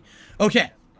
Anyway, so why am I talking about all this? Because these big YouTubers are now complaining about it, saying, oh, in the last couple of days, this video got demonetized, and this video got demonetized, and it's some shadow banning, blacklisting thing going on YouTube, and they're trying to force us off. That's not what's happening at all, okay? Here's what's happening. YouTube, in an honest effort to attempt to try to get more and more advertisers, all right, in an attempt to become effective advertising and to retain said advertisers, they're trying to improve their site, okay? And when they try to improve their site, they hit it with waves of updates. Now, I will say this about what these content creators are saying. They're absolutely positively correct. YouTube makes changes and doesn't tell anyone. Or they'll make a big change, a sweeping change that will affect everyone, and the only place they'll announce it is on a blog post on a back end of YouTube that no one checks out. You know? Oh, by the way, we're changing everything, and here it is on one blog post. Didn't even tell anyone we were making this change. So, here's the deal of what's really going on here, all right? In the last couple of months, I noticed it, I would say about 2 months ago, all right? I noticed that, basically, we were in a situation where every time that I went to notify, every time that I went to, basically, every time that I went to, I'm having a problem with my chat. I'm trying to get it to update. My chat is frozen, if you're wondering what I'm doing. Give me a second. Let me fart with this, okay? Give me a second here. Let me fix this so I can see what you guys are saying. Okay? Okay. Trying to refresh it. It's hard to maintain a thought when all of a sudden my chat is all fucked up and I'm like, what's going on? Okay. I think I got it working again. Shut up, bitch! Let me get back to where I was. Okay. I would say it was roughly about 2 months ago. Maybe I'm off by a little bit. But basically, I think what it was at the beginning of this advertisement season. So traditionally on YouTube, there's advertisement seasons that happen. The most profitable and most plentiful advertisement season is obviously the fall, because this is when all the advertisers want to run ads for Christmas, right? They want to advertise their products for the end of the year. So what ends up happening is tons of ads flood YouTube. And what YouTube wants to do is make sure that they're getting those ads to the effective parties, because number one, they want people who are running quality content to get the ad revenue. And number two, they want the advertisers to feel like they're getting something out of their ad campaigns and not throwing money into the wind so that they will return in order to keep doing ads. You see, they don't want the adpocalypse to happen again and again, where these advertisers feel like their videos or their ads are going to ineffective videos, and then they'll just pull their ads and never come back, and now everyone loses money. All right. So what they did is they instituted changes. When you upload a video to YouTube, there's a questionnaire that you must answer explaining the type of content that you're uploading. Now, I'm not exaggerating when I tell you this questionnaire went from as simple as, is there violence? Is there swearing? Is there gore? Is there sexual content? And is it for kids? It went from that simple questionnaire to, over the last 2 to 3 years, it has become the most convoluted questionnaire I've ever seen. Is there violence? Well, what kind of violence? Is it this or this or this? Does it happen like this or this? When does it happen? How often does it happen? Blah, blah, blah, blah. It's like, dude, I'm uploading one video. Do I have to, how long am I going to sit here? Then, is there sexual content? What kind of sexual content? Do you reference sex? Do you do this? Do you do that? Is it, at what point do you swear in the video? What kind of swears do you use? This or that? Like, what is it? I feel like I'm filling out a job application. All I want to do is upload a video. For me, I avoid all those issues. You want to know why? Because every single thing I upload to YouTube has not got monetization to it. So if you just select no monetization for that video, you won't have to worry about such a questionnaire, Phil. Go on, be brave and just turn off monetization for your fucking shitey videos. Save yourself all those headaches. Insane. So, also, what the fuck would you know about a job application form, you fucking denthead? The fuck he's fucking seen a job application form for the last fucking decade, I fucking right. Jesus fucking Christ, man. And Prophet says, remember, he purposefully chooses his advertising, his videos as being child friendly. Every single video he uploads, he marks as suitable for children.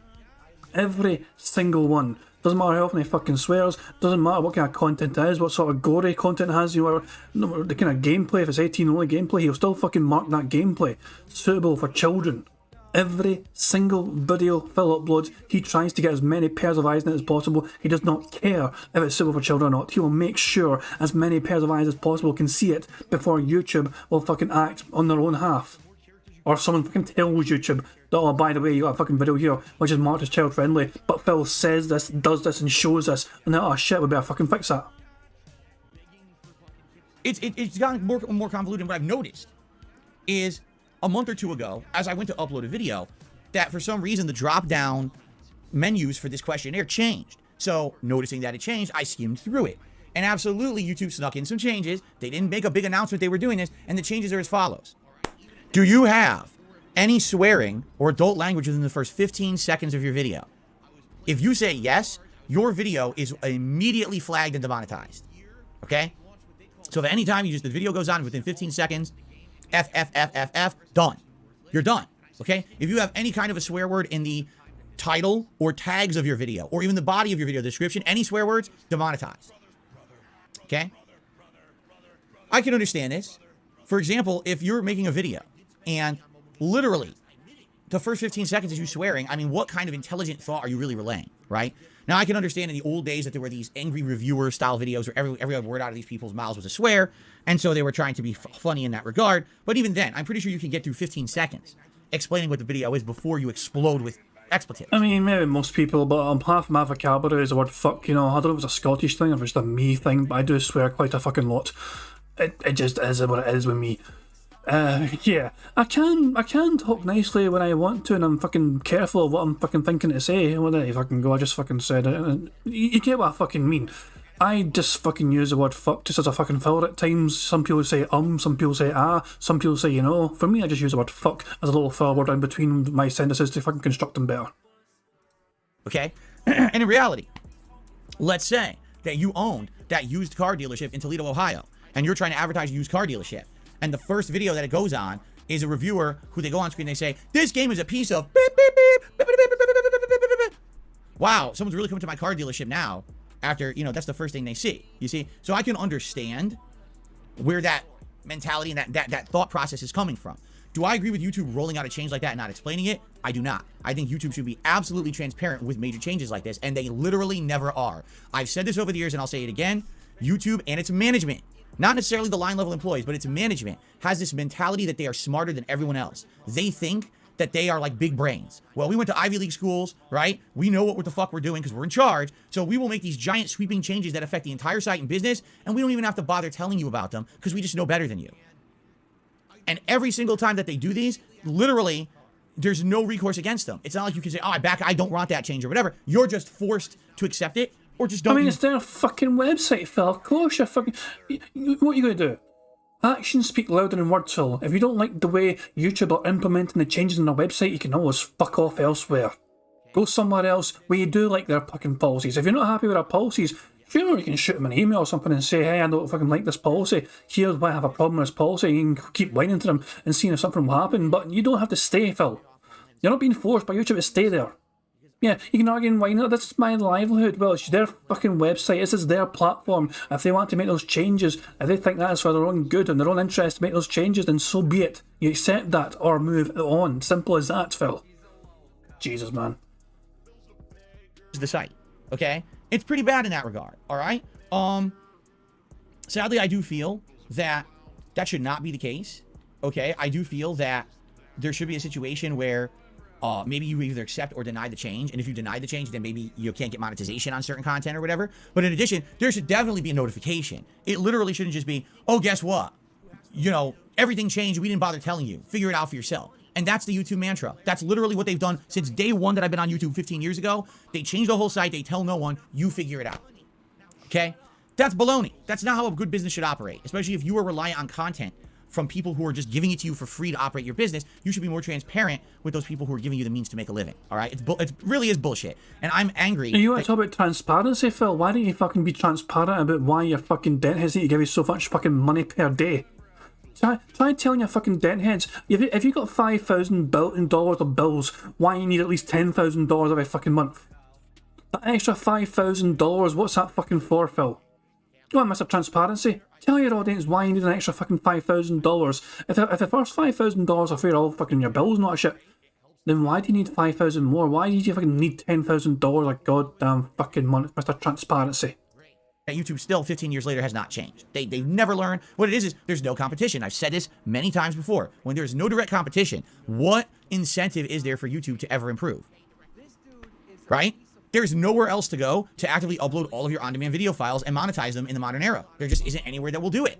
There's been other, pretenders to the crown. The Blip TVs, the Vimeos, Facebook bullshit, whatever you want to say, all these different places. None of them have ever been real competition for YouTube. So YouTube can do whatever it wants. And that's just how business works, okay? So, you might say you're a giant YouTuber and you're upset because you like swearing in the first 15 seconds of your video. You like putting profanity in the title and the description of your video and you can't do it anymore. Well, I'm going somewhere else. Where are you going? Where exactly are you going? Nowhere. You're just going to have to deal with it, man, right? You're just going to have to deal with it and be here and deal with the change. There's nothing you can do about it. Either you like it or you don't, right? So, that's one thing. Now, the other thing is, from what I'm to understand, okay, and this is what people have said, and I actually don't believe this. Supposedly there is some unwritten rule that if you say a certain amount of swears in a video or whatever, that you get demonetized automatically. I've never seen that happen, okay? And I'm gonna give you, or certain content as well. If there's certain over-sexualized content or gore, the only time I've ever seen a video really get unfairly demonetized for that would be some certain survival horror playthroughs that I've done over the years. For some reason, it seemed like YouTube had a bug up their butt about a certain game that they thought was really gory, and they would just demonetize the whole playthrough. That actually happened with my original The Evil Within playthrough. I don't know if you guys do that. Many years ago, I played The Evil Within. No problems. Then all of a sudden, I think it was like 2016. It was either 2016 or early 2017. YouTube started running this new algorithm that would demonetize videos. The entire Evil Within playthrough got demonetized. Why? Gore, maybe? Yes, exactly. The fucking content was too gory. It wasn't the fucking most visually appealing content to try and have advertisements on. If the gameplay is too much gore to it, and that's what I'm saying. That's what Moist Crickle highlighted in his fucking video. He has been seeing a lot of Coastal Protocol getting demonetized because there's gore in that game. So Phil might be seeing very soon his Coastal Protocol videos all get demonetized if there's enough gore in it that he's shown off. Hey, D-Dog, how you doing, pal? He's saying, if YouTube's looking at changing out thumbnails to live action clips, will DSP be ready for that? Who knows? That's like the first 10 seconds, wasn't it? I think the live action clips replacing thumbnails thing is like the first 10 seconds or so, automatically or something, yeah. Damon Anderson says, guessing he's forgetting about his outtakes regarding Dents, asking about his business and family. Here's hoping. It's possible. We'll see. Jesus Christ, man. Listen to me. this has potential to hurt film more than he realises, and it'd be kind of funny if it did, because he's acting like a smug bastard right now, thinking this doesn't affect me, it affects everyone else. Everyone else is stupid but me, ha ha ha. It would be nice for reality to smack Phil in the arse, but who knows, we'll have to wait and see. We don't know. It didn't really explain it. It just did it. And then you had no real recourse against it. Like, you could ask YouTube, why did you do that? And they would give you a form letter response. Oh, well, here's our criteria of why we demonetize videos. But then you would say, yeah, but I want to know what I violated. And they wouldn't answer. They'd be like, well, here's our criteria. I don't need your rule book. I want to know what rule I violated that you demonetized my series, and they won't answer. So, that definitely was the first time when I was nervous about the future. I was like, does this mean I won't be able to play survival horror games anymore? Does this mean I won't be able to play Call of Duty with violence and people getting shot every few seconds? Like, I didn't know what was going to happen, right? But here's the deal. Basically, the way I see it is, I don't think it's a giant deal as long as you're someone who diversifies your content, doesn't rely on one big video a day to be your big money maker. Like I actually talked about this many years ago with Angry Joe. All right. Now, I will tell you this personally. I've never really watched a full Angry Joe review, but I respect the guy for his work ethic. The guy's been around for as long as I have been, and he puts out highly edited, very detailed reviews on the internet that everyone seems to love. Literally every review he puts out gets millions of views, and that's the meat of his business. He does other stuff as well to diversify, which is great, but really the meat of his business is his reviews. And I remember several years ago, he started complaining because his big reviews were getting either demonetized or actually content ID claimed, and other people were making money on his big reviews. For someone like him, this could be disastrous. Imagine if every time he puts out a review, it just gets demonetized. Oh, you swore too much. So now I can't make my reviews anymore? Or does he have to become, instead of Angry Joe, he has to become Mildly Agitated Joe? He can't even swear in his videos anymore? You know, like, that could be a big problem. I mean, you can be angry without swearing. Just look at Home Alone and Joe Pesci. Joe Pesci wanted to swear so badly, but he couldn't swear because it's a, family friendly movie. So instead he made all those kind of weird random noises where he's like, rush him, bash him. Whenever he wanted to swear, he couldn't swear because it's like, oh, this is a family friendly film. So he just made those weird noises instead, which were still quite funny. But yeah, that's what Joe Pesci did. He was a wee angry criminal, burglar guy, but he didn't swear because, he can't swear. It's fucking Macaulay Culkin. It's like, we're bad guys, but we don't swear because we're going to steal all your things. I don't know. But that's what Joe Pesci did. Joe Pesci actually had to fucking just make those weird noises because he wanted to swear, but he couldn't. Especially if you have a brand, an existing brand, and now that brand is falling apart, right? So I get that. I mean, there was actually a time, many years ago, there was a YouTube channel called Zombie Go Boom. And that channel was focused mainly on zombie-level content, zombie games and zombie television shows, and there was a lot of gore and a lot of stuff. The entire channel got demonetized by YouTube, and they sued YouTube. And dead to rights, they probably should have at least gotten some kind of a ruling, but the judge threw it out of court, stating that YouTube has a terms of service that says they can do whatever they want. The judge is a moron. The judge actually doesn't even understand the law, because in the state of California, you have to abide by contract law.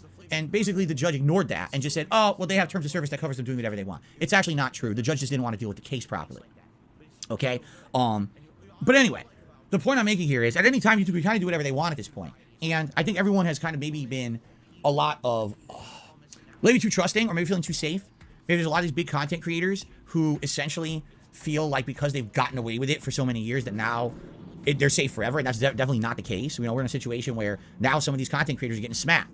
Oh, look, you only put out 3 videos a day, bro. You put out this news story that gets 1 million views, this news story that gets 1 million views, and you do a stream for 2 hours, and you make a ton of money on it, but now 2 out of your 3 pieces of content get no ads, so now you're only making 1/3 of what you used to. Sucks, right?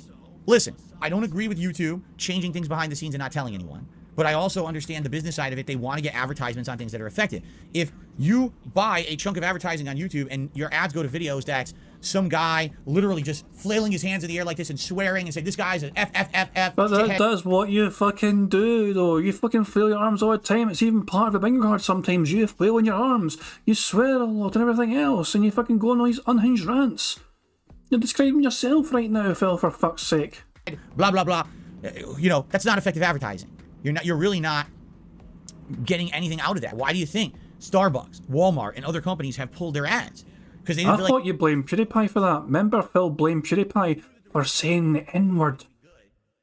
He's like, PewDiePie said that the stationary word, and all these advertisers went out their mind and removed their ads. Yeah, I'm pretty certain Phil blamed PewDiePie back in the day for all those advertisers removing their money. like they were getting their ads to the right audience. I hate to say it, the big YouTubers don't really have an audience that's going to be a profitable audience. All those years that PewDiePie was making millions of dollars on YouTube ads, how many of those kids that watch his content do you really think bought the products they saw in those ads? Let's be honest here. PewDiePie is an example of someone who made millions and millions of dollars, an empire on children watching his content, but literally they didn't make any money for any company, all right? He's lucky. He basically was there during the era of YouTube where you could get away with it. Now what's happening is these YouTubers who are making lowbrow content, drama content, content for an audience that literally is not there to think, they're there to laugh, ha ha ha, drama, and then move on. They're now realizing, oops, maybe this isn't profitable anymore, right? Now here's the thing. Most of these content creators are huge. They can easily get sponsorships, right? And a lot of them do. A lot of them are shilling product or whatever. I just saw a fighting game guy who's just advertising shilling this morning on Twitter, and I'm like, you know, I like the guy, but yeah, sucks that there's going to have to be giant media posts here that are a waste of everyone's time because no one gives a shit about this, right? But that's life, I guess, right? So these guys are big. They're making tons of money anyway. You know, having a video demonetized a day, is that the end of the world for them? No. At the same time, I'm sure it's going to affect them in the pocketbook, and that's why they're a little concerned. But did YouTube all of a sudden shadow change everything behind the scenes, secret conspiracy, and everyone should be made aware? No, YouTube did not. YouTube has been moving this direction for a very long time, slowly but surely, and you kind of knew it was coming, right? They don't want people just sitting there swearing nonstop and then making millions of dollars for just being an asshole. Sorry, that's not profitable. It shouldn't be. Just because you're an over-the-top idiot doesn't mean that you should be rich. And that's, I hate to say it, that's what a lot of YouTubers are these days. Is, oh, drama, swearing, insulting people, causing these giant arguments, causing all these problems, looking through other people's dirty laundry, blah, blah, blah. I made $1 million today. You know, it's like, what? That's not what advertisers want. So if you're going to be reliant on YouTube ad revenue, you're going to have to start making quality content. All right? Now listen, if you want to still make that kind of drama content, there's probably a ridiculous amount of advertisers out there who will back you because they want you to shill their products, and they know that you have a captive audience who likes you and will likely buy products that you advertise, right? So you want, oh, this is brought to you by G Fuel, and this is brought to you by this shitty product that no one would ever use otherwise, but because I'm advertising it and I'm a big YouTuber, use my referral code and make lots of money, okay?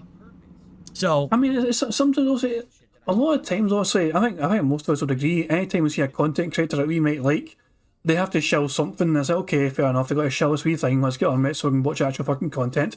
But there's one that's like a Honey, that thing, that kind of the Google extension or whatever, the fucking browser extension, Honey, where you can save money if you're like doing online shopping.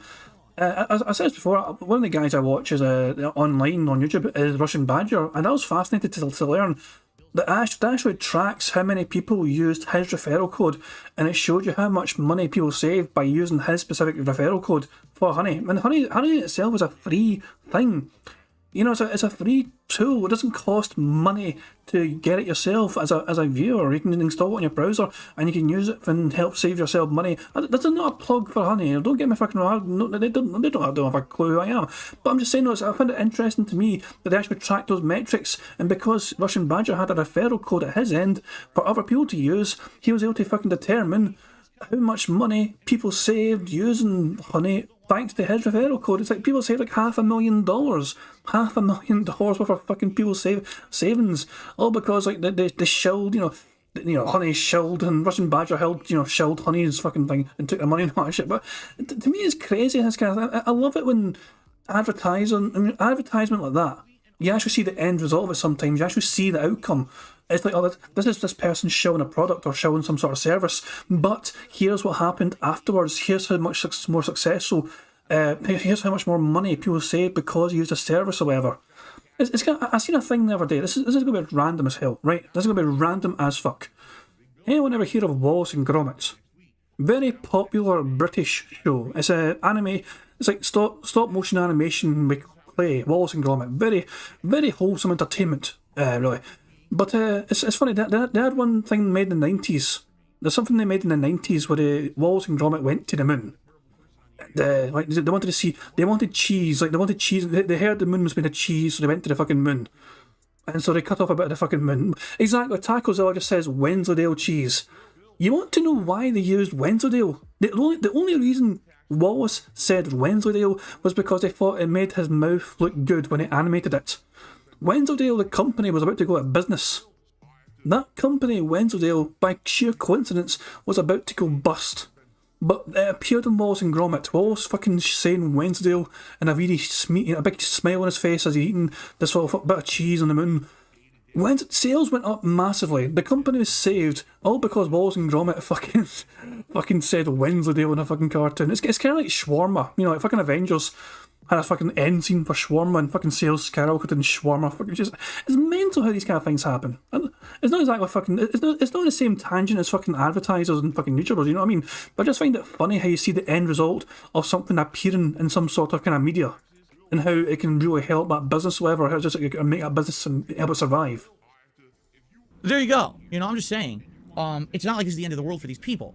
But what's happened is these people have gotten this weird feeling of being safe on YouTube, okay? And when you get that weird feeling of being safe, and you're reliant on ad revenue, and you're reliant on these sponsorships, as opposed to, say, crowdfunding, yeah, you could be taking a giant hit, and all of a sudden, so what's their best course of action? Freak out, make a giant drama story about it, get clickbait views about it today, and maybe people will feel bad for them because they lost a few bucks, and throw them support. Now, I want you to think about this. Someone on YouTube, for every video they upload, gets between 1 to 2 million views.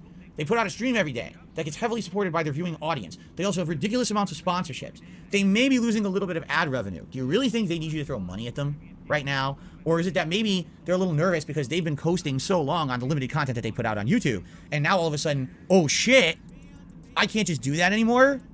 I gotta, like, put effort? Oh, fuck. That's not good. So let me make a panic mode with my viewers and hopefully they'll throw me extra dough, right? Jesus fucking Christ. I cannot wait for Aquateel to clip this part and have Moist see it. I am Moist saw this shit, man, he'd lose his fucking mind.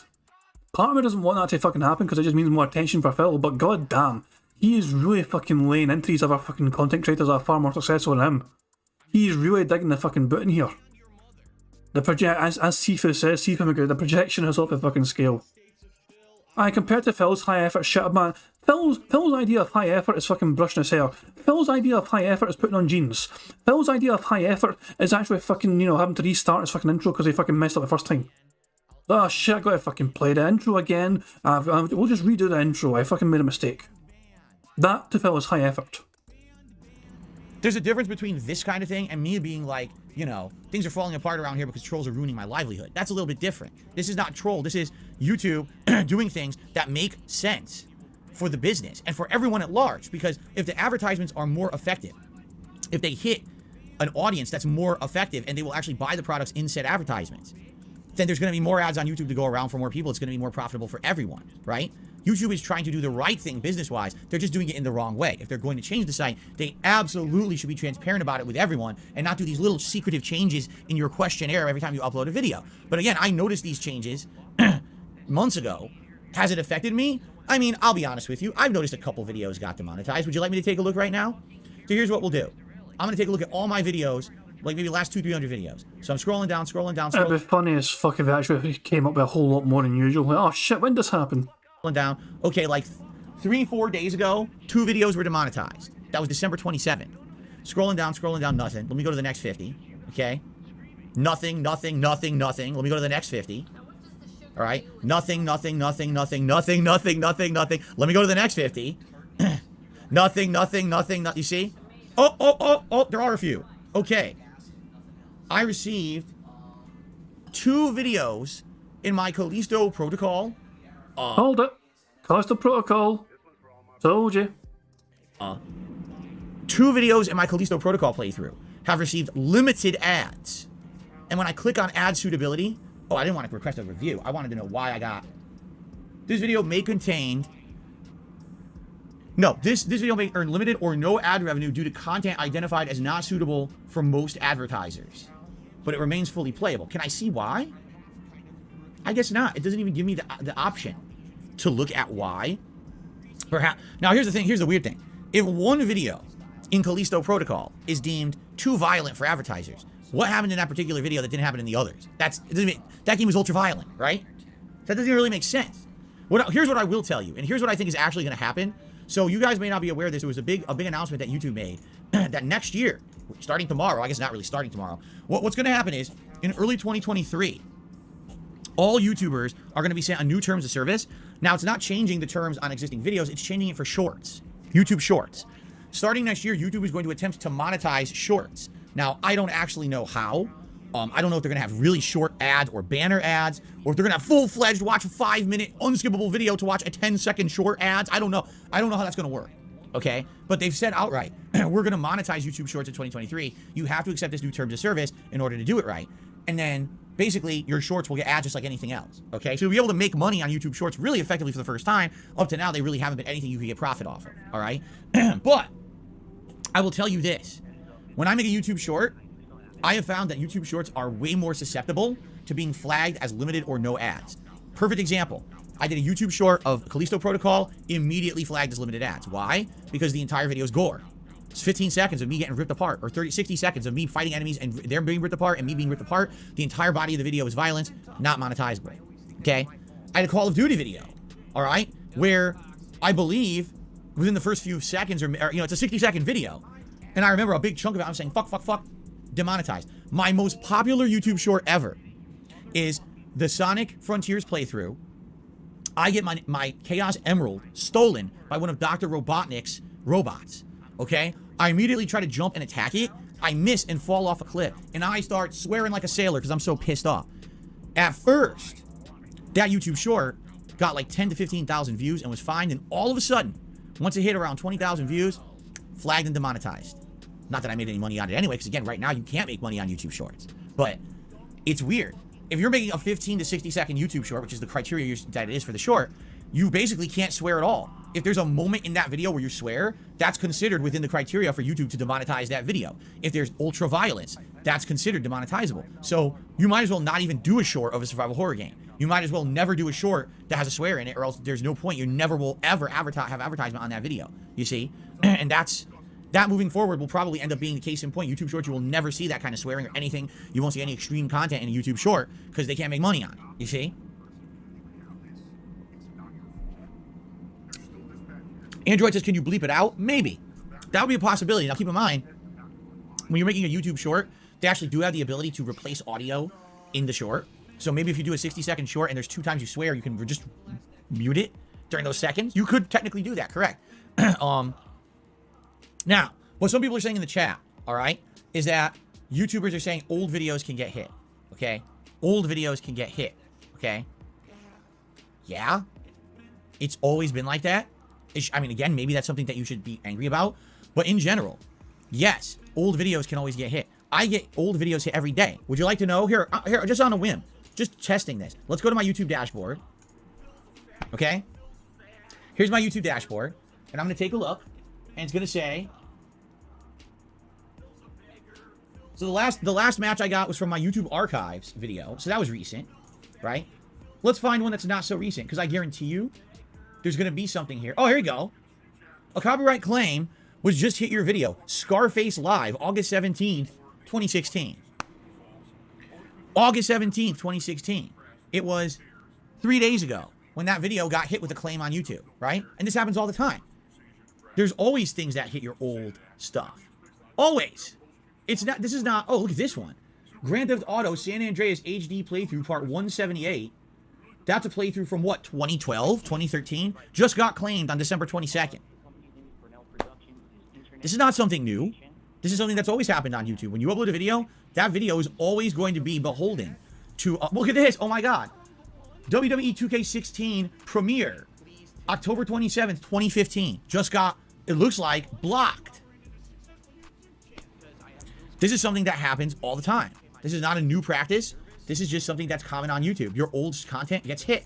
And it gets hit with content ID. It gets hit with copyright claims. It gets hit with policy changes. It just gets hit. All right? Now, again, what I need to say here, all right, is these things are not new. What's happening is big-time YouTubers are now finally being negatively affected by them. And now they're freaking out to create a panic that doesn't really exist. What's happening is business as usual for YouTube. This is not anything new or different. The panic doesn't exist for you, Phil. But it's a severe problem for other fucking content. What's this? Fucking hell, man. If it doesn't affect Phil, then fuck everyone else that's fucking worrying. Wow.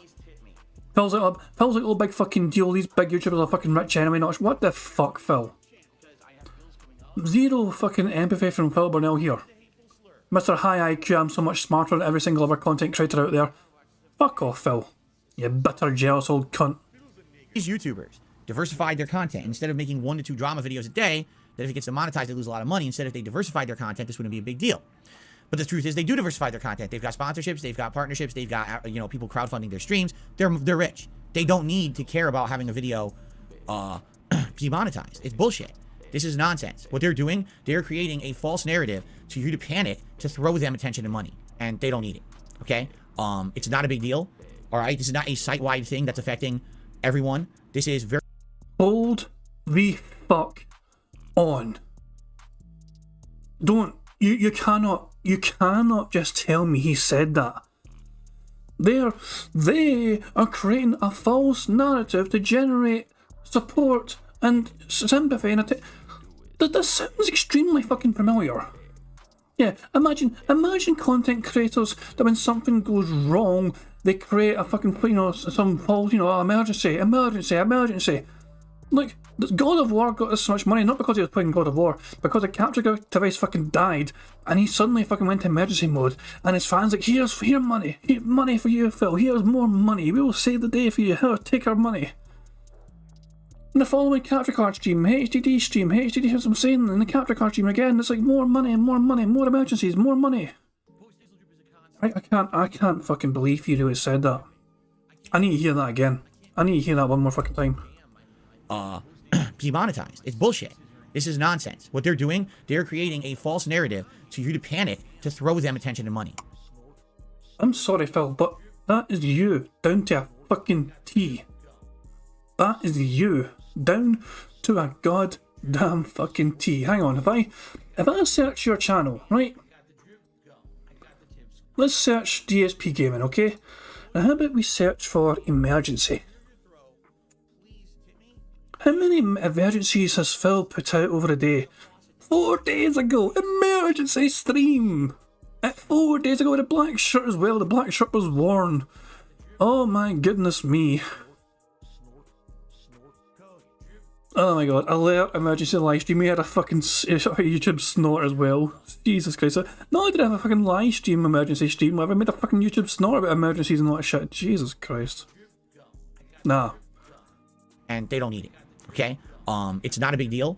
All right? This is not a site-wide thing that's affecting everyone. This is very much probably a targeted effort, I would think, against bigger YouTubers who've been getting away with acting a certain way in their videos that YouTube is now deeming not suitable for advertisements. Why is someone who gets 2 million views a day getting all the ads, but the ads aren't appropriate because it's literally they're talking to a childlike audience who just want to hear drama and swearing, right? So why should they get the ads? Advertisers don't want their ads on that shit. They want it on an effective product, right? So, I mean, there you go, right? Deal with it. If all of your videos are getting demonetized in one fell swoop, that's a little different, right? But everyone since 2017 has had to learn that you have to diversify and you have to make a living in a different way, okay? If right now, literally 100% of the content on DSP Gaming got demonetized, that would absolutely hurt me. I'm going to be honest with all of you. Would it be world-ending? No. But it would hurt a lot, okay? But it wouldn't be world-ending for me. For these people, they're acting like this is it. Shadow changes. The sky is falling. YouTube is in a big conspiracy to shut everyone down. They're not. They just want to have the site have appropriate ads, which has always been a challenge for them. And it's been a problem. Are they going about it in the right way? Probably not. When you are doing it in a secretive way and you're not telling everyone and being transparent with everyone when you're making these changes, that's when you get issues, right? That's when people get shocked or godsmacked, I guess would be the real term for it. What? All of a sudden, every day, one of my major videos gets demonetized. Then I look back at my catalog and every week, one of my other videos gets demonetized. And eventually, this is going to happen to all my stuff. Yeah, because you've been pumping out stuff that technically has been not really in line with any kind of advertisement for many years, but you've been getting 2 million views a video, so you get all the ads. Well, not anymore. Change, adapt, or die. That's life, right? It's Darwinism. Either you're going to adapt or you're out of here, you know? And it's been like this on YouTube many, many times over the years. You know, I had to change.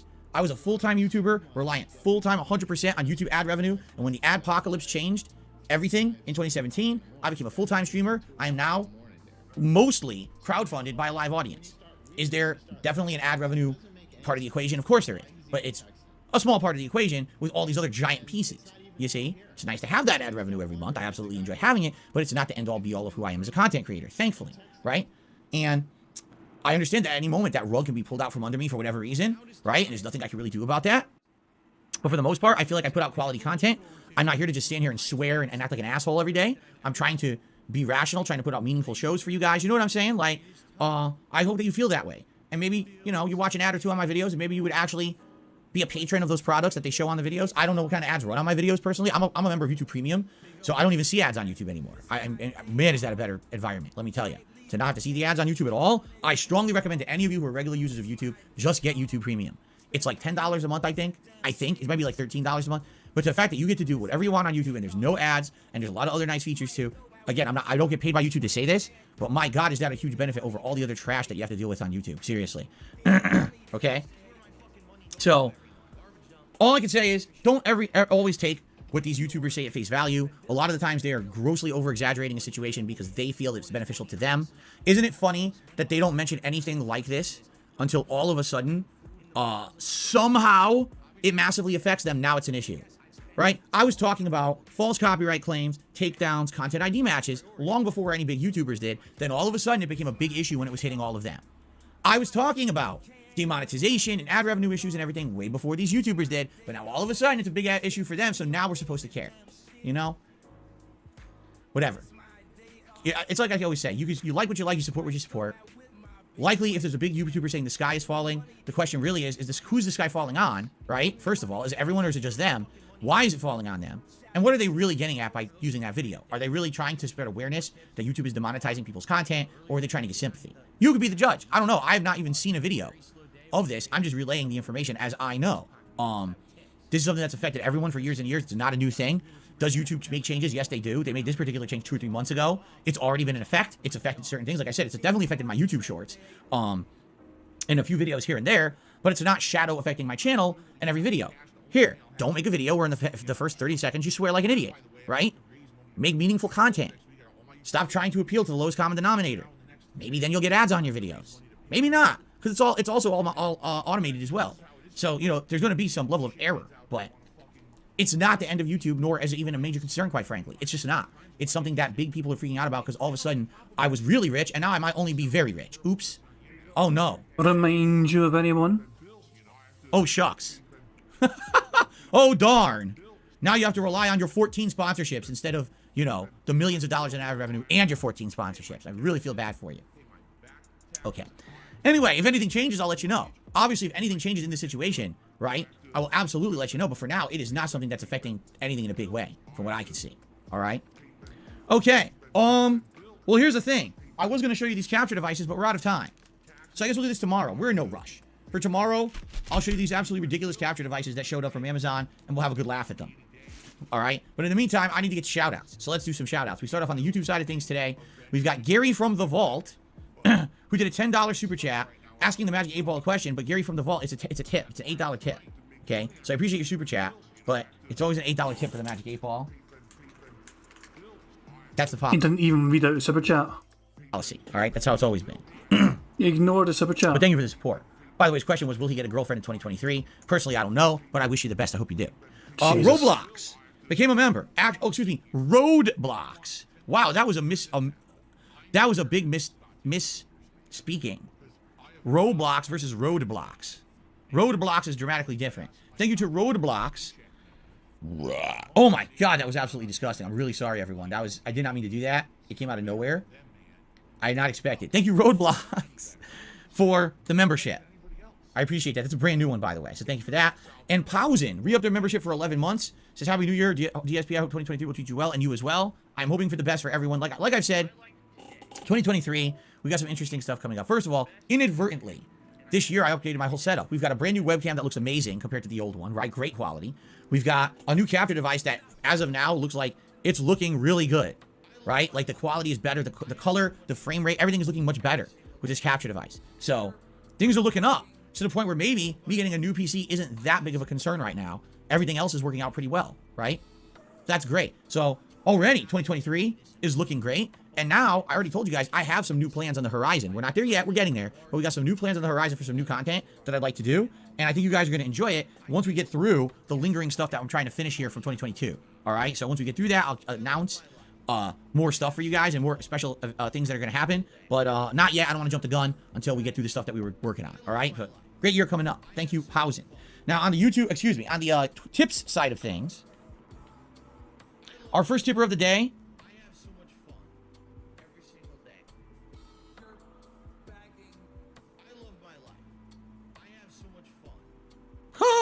All right, this is The hilarious. fuck kind of noise was that? What the hell was that fucking 10 seconds? To me, at first I was distracted with the ears. Like, the dead air, look at his ears do his little wobble thing. And then just, Side of things. so keep an eye on his ear and look at the wee wobble it does. Our first tipper of the day. And then silence, silence, silence, and then... Why does Phil always have to mention that there's a tip scroll on the stream? Why does he have to mention if it's There it is there. See the wee wobble? See that wee wobble right fucking there? One more time. Wait for it, wait for it. There it goes. And then the noise. All right, this is hilarious. This is going to be a really quick answer. An anonymous dollar tipper. And by the way, I should preface the question. I will preface the question by saying this. Are you ready? Ladies and gentlemen, every once in a while, this used to happen on Ask the King, and it still happens on my daily stream. Someone will make a qualifying statement and then ask me a question about it. Like, they'll say, this person said this, what do you think? Now, I don't know if it's true or not. I'm not confirming or denying Oh my fucking god, let's hear it. what this person is about to say. I can't. I don't have time to go fucking vet what they're saying here. So all I'm going to do is I'm going to read the statement. I'm going to react directly to the statement, assuming it's true. If the statement is completely false, then guess what? You can disregard the answer. You'll know my answer if the statement was true, but it's a qualifying question, meaning it has to be true for me to answer truthfully. If it was fake, then, then my answer just doesn't really mean much, okay? In fact, how about this? I'm not even going to say the name of the person. Here's what I'm going to say. An anonymous tipper asked the following. So-and-so said on stream the other day, it is unfair and disrespectful to put the burden on your fans to pay your bills. He said 95% or more of your revenue should be from sponsorships and ad money and not from direct donations from fans as is never reliable or dependable. It puts the onus on making fans give money for wrong reasons. Do you agree or do you wish you weren't so dependent on people's generosity? I mean, Phil can't answer that because he does rely on other people's generosity. Phil is not in a position to answer that question whatsoever. I mean, I agree with the sentiment. It's unfair to fucking force that burden on your fans. It absolutely is unfair to do that. Like, if fans want to give you money, that's one thing, but when you're forcing them to fucking keep you alive, to keep you fed, to keep you fucking in a house, that is not it's not right to fucking force that pressure on them. You can't fucking pretend to be some sort of moral authority, and then at the same fucking time, it's basically you're a fucking panhandler to your fucking goddamn YouTube audience. No, that's not the fucking way you should go conduct yourself, Phil. There is no moral high ground to this. It's unbelievable. But Phil, it's a good question for sure. But Phil is in no position to answer this because he knows he cannot answer it, fairly, because he relies on doing exactly what he's being called out on here. So he's not going to fucking agree with that. He's going to dismiss it and say, no, fuck that shit, I'm not going to be a show. Okay? So, I'm not going to say who he's claiming said it because I don't even know if it's true this person said it or not. Okay? Alright? Now, I can come at this from two different directions. I can come at this from a direction of over 10 years ago when I was very popular on YouTube. I made my entire living on ad revenue because I was able to do so. And now I can tell you from today's perspective. Okay? From someone 10 years ago who made a living solely on ad revenue on YouTube and was able to do that. That was a great time because you're absolutely right. I didn't have to ask anyone for anything. I literally felt like I was 100% in control of the situation at all moments. I could play any game I wanted. I could do whatever I wanted. The views would come in. The money would come in. And everything was great. Right? At that time, did I ask anyone for anything? No. I didn't have crowdfunding. I didn't do this. I didn't do that. It was not entirely true, Phil. You had the fucking Lemon PC gifted to you and all that shit. And fucking, remember the Lemon, the 3K Lemon, fucking Chris Furtado. You still had people fucking doing things for you behind the scenes. You didn't pay anyone any fucking money for their efforts. You didn't pay anyone for Project 7 shit. You didn't pay anyone for all this other shit behind the fucking scenes, whatever, either for your artwork, for your fucking content stuff. No thumbnails either. But Phil had no thumbnails back in the fucking day anyway. But still, fact of the matter is, Phil has always relied on people just doing things for him for free. Even when it comes to his stupid ass fucking website, which used to be a lot popular, his forums, his website used to have a lot more fucking traffic to it. And even then, Phil would pay for the hosting. He would pay for the hosting, but he wouldn't pay anyone money to fucking help run it. That fucking guy, Onyx or whatever, don't think he got any fucking money for helping run that site. Probably says the webcam and capture device are both given to him by fans. Exactly, they're fucking fan donated. This webcam we're watching for right now, fan donated. The fucking capture device he's going to play his game on, fan donated. The television was also was money given to him by the fans so he could fucking get. Well, he could have bought a TV outright, but he fucking got a payment plan instead. Every single thing, every single facet of Phil's entire fucking production is because of the fans. It's not because of Phil fucking investing his fucking efforts into it and all that shit. No, it's all because the fans fucking came together, forked their fucking money, pulled the resources and give Phil money so he can fucking keep coasting by. And Chris Tank says, as I said before, I've known homeless people that never beg, only ask for help, unlike this horrible, creepy man. Yeah, I'm the same. Like, these days, if I see somebody, sometimes if I'm able to, I will try and help somebody homeless if I'm out and about. But I don't usually have money on me, so instead I'll ask them, look, I'm getting like a coffee or whatever, or I'm getting something to eat from I'm getting like a sausage roll from Greg's. But I will say to them, look, are you hungry? Are you thirsty? Do you want anything? I'm going to this place. Do you want something as well? It's the best way I can think of helping them, whatever, because I don't have money on me. Because most days these people just don't carry money on them because it's just. This is the way of the world these days, you know what I mean? You don't actually fucking have to carry physical money on you. But if you still can't help somebody, you should also, if you're able to, help them. That's just the way I see it. But yeah, as I'm saying, you're right though, Chris, I'm saying that, there's literally people begging on the streets, well, they're on the streets and need help, but they don't beg as hard as Phil does. Literally, just watch the videos, please, and the ad revenue is enough for me to make a great living, and that's all I ever wanted, right? I never at that time sought out sponsorships or partnerships or anything like that whatsoever, even though I very well could have. Back then, I was at the top of my game, and a lot of companies were seeking me out for these kind of sponsorship opportunities. They wanted me to show their products and do that stuff. And every once in a while, there was something like that. I remember there was a custom company called Laser Mods, and I think I advertised one of their controllers. All they did was send me a controller. The beanbag as well. They didn't pay me for it. I had, at one point, a Loot Crate partnership where I would unbox a Loot Crate once a month. But basically what you're saying is, Phil, you used to shill shit. You used to shill all the goddamn time.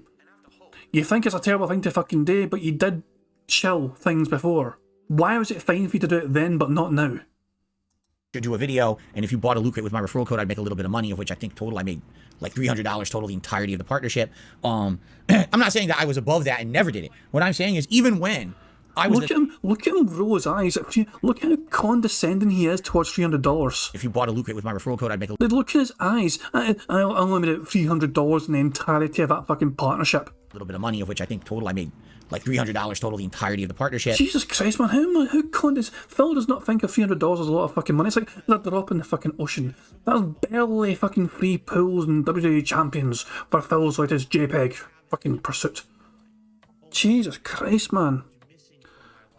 $300 is nothing to Phil. That's like fucking, it's not worth getting a fucking bed for Phil Burnell.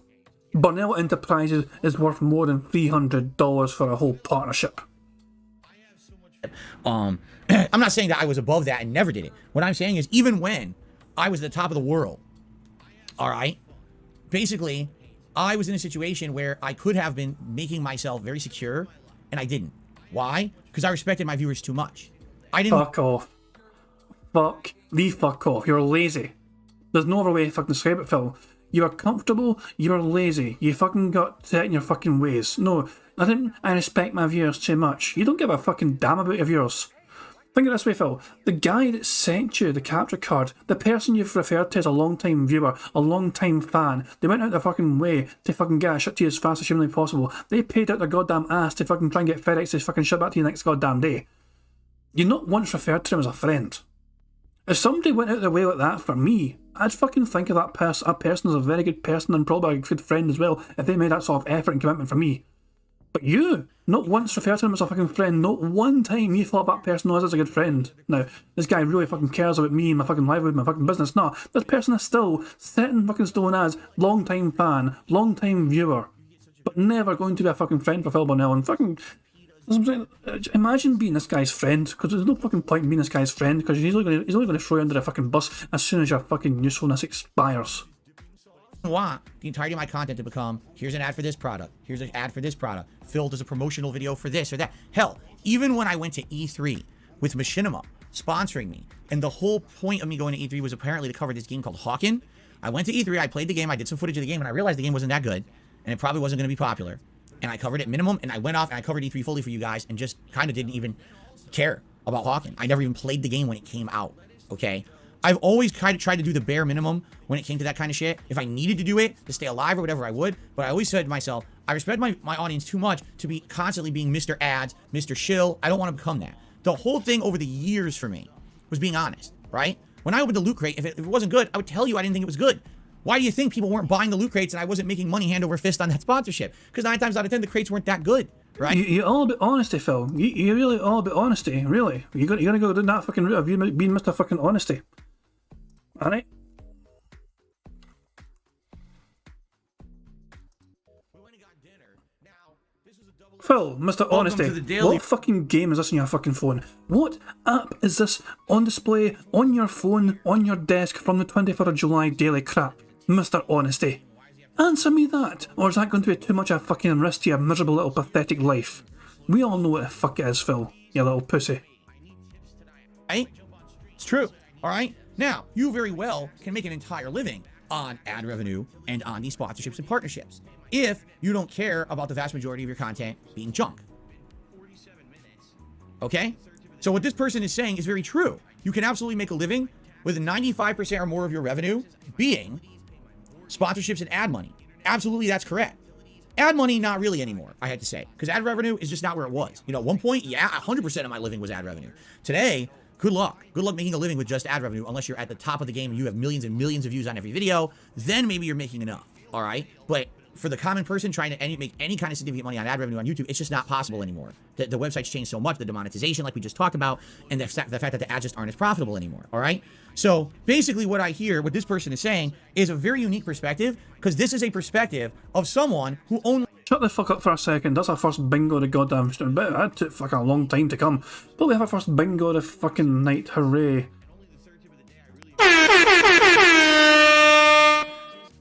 Jesus Christ, man. Putting up with Phil tonight's a fucking experience, man. I feel drained keeping up with this fucking garbage. Fucking Jesus Christ, man. I need a drink. Thank fuck I've got drink in the fucking fridge. only sees from the top of the ivory tower. This is a person who very much feels like every piece of content they put out is great. They feel like, you know what I mean? Like everything I do is perfect. Straight away, we have 2 and 3 for bingo. There we fucking go. You know what I mean's a double bingo. They're coming fucking fast now.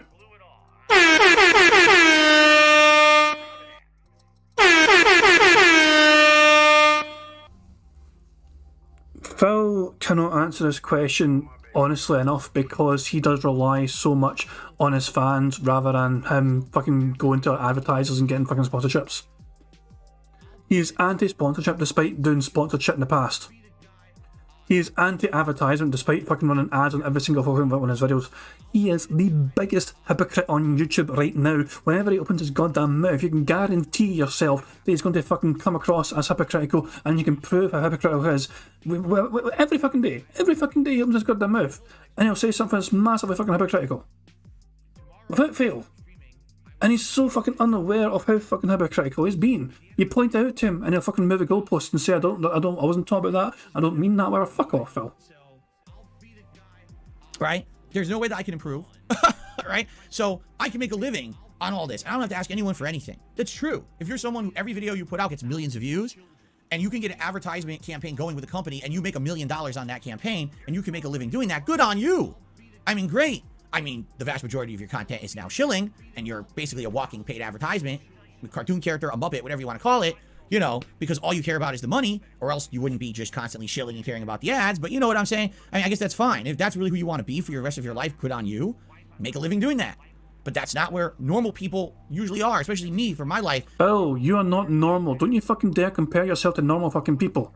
Normal people don't fucking spend tens of thousands of dollars, at this point hundreds of thousands of dollars, on a fucking mobile game for fucking wrestling JPEGs. Normal fucking people don't fucking do what you fucking do every single goddamn day. Normal fucking people have a job. Normal fucking people go out there and earn their fucking living. Normal fucking people out there go out there and have fucking loved ones to spend time with, whether it's fucking family, whether it's fucking friends. And don't fucking just coop themselves up in their fucking little habitat for 6 days of the goddamn week, never seeing fucking daylight. Most fucking people don't fucking hate the goddamn sun because, oh, it's too bright in my fucking room when I fucking stream. Most people actually enjoy the fucking sunshine, for fuck's sake. Jesus Christ, man. You are not normal, Phil. To be fair, nobody's normal, which is a good thing. Normal's boring to me. Normal is the worst thing you could fucking possibly be because I think normalcy is boring. People being different and eccentric is what makes fucking humanity what it is. So normality, fuck that. But Phil pretends he wants to be fucking normal. You are certainly not fucking normal. You're abnormal. First of all, I've never really been in that position. The one time I was, when I was at the top of my YouTube game, I purposely decided not to do that. Even though I saw all my contemporaries starting to do those opportunities and doing, I said, no, I'm going to stay true to myself. I'm going to just keep making the content I love. I want to be there for my audience. I'm not going to become Mr. Sellout. All right.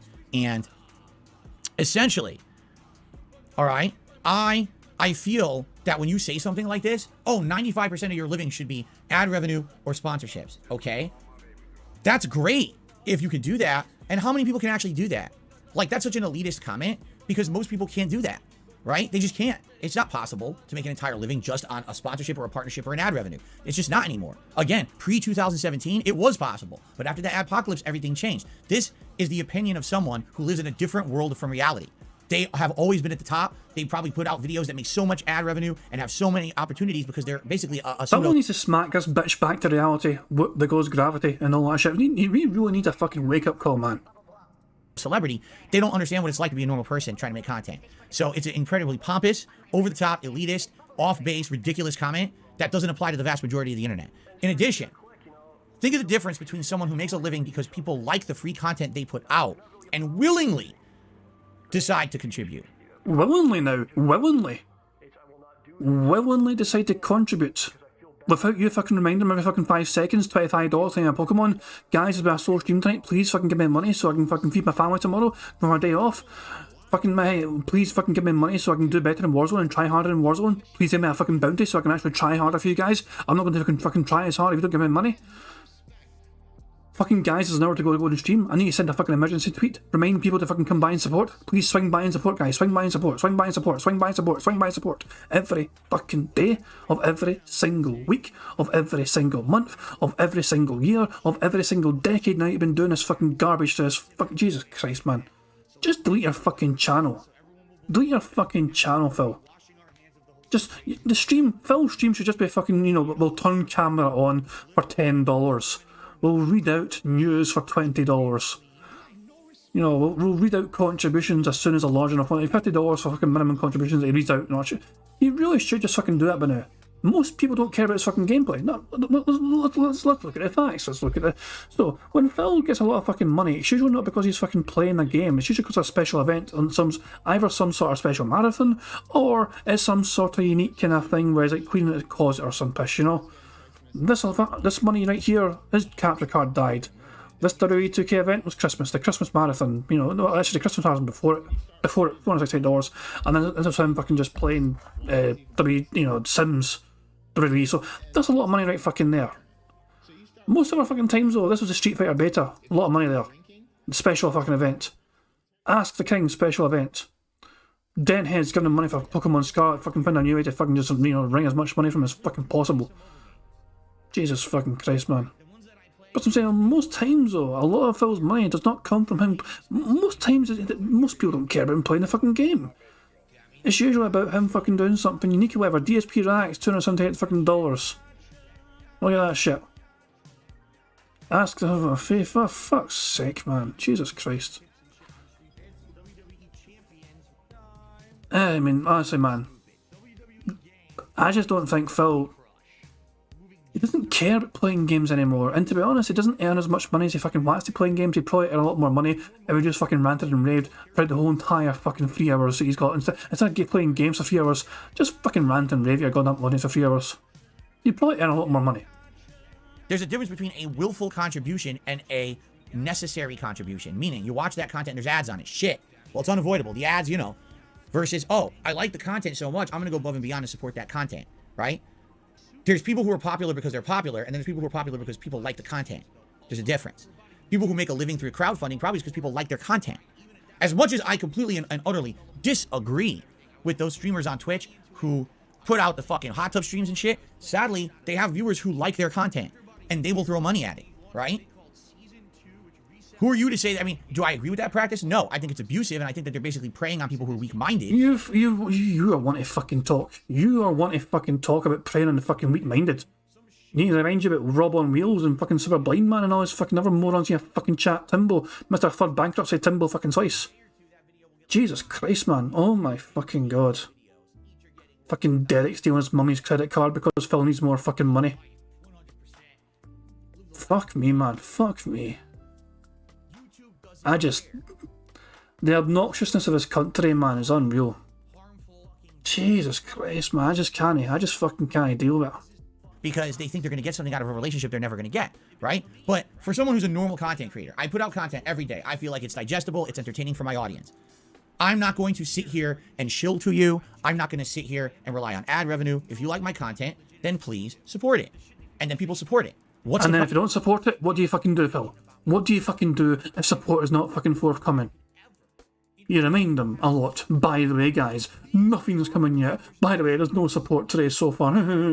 By the way, guys, $8, Magic 8 Ball. By the way, $25, name a Pokemon. By the way, $50 I wear Gunner glasses. By the way, $100 I wear a fucking sorry fucking hat.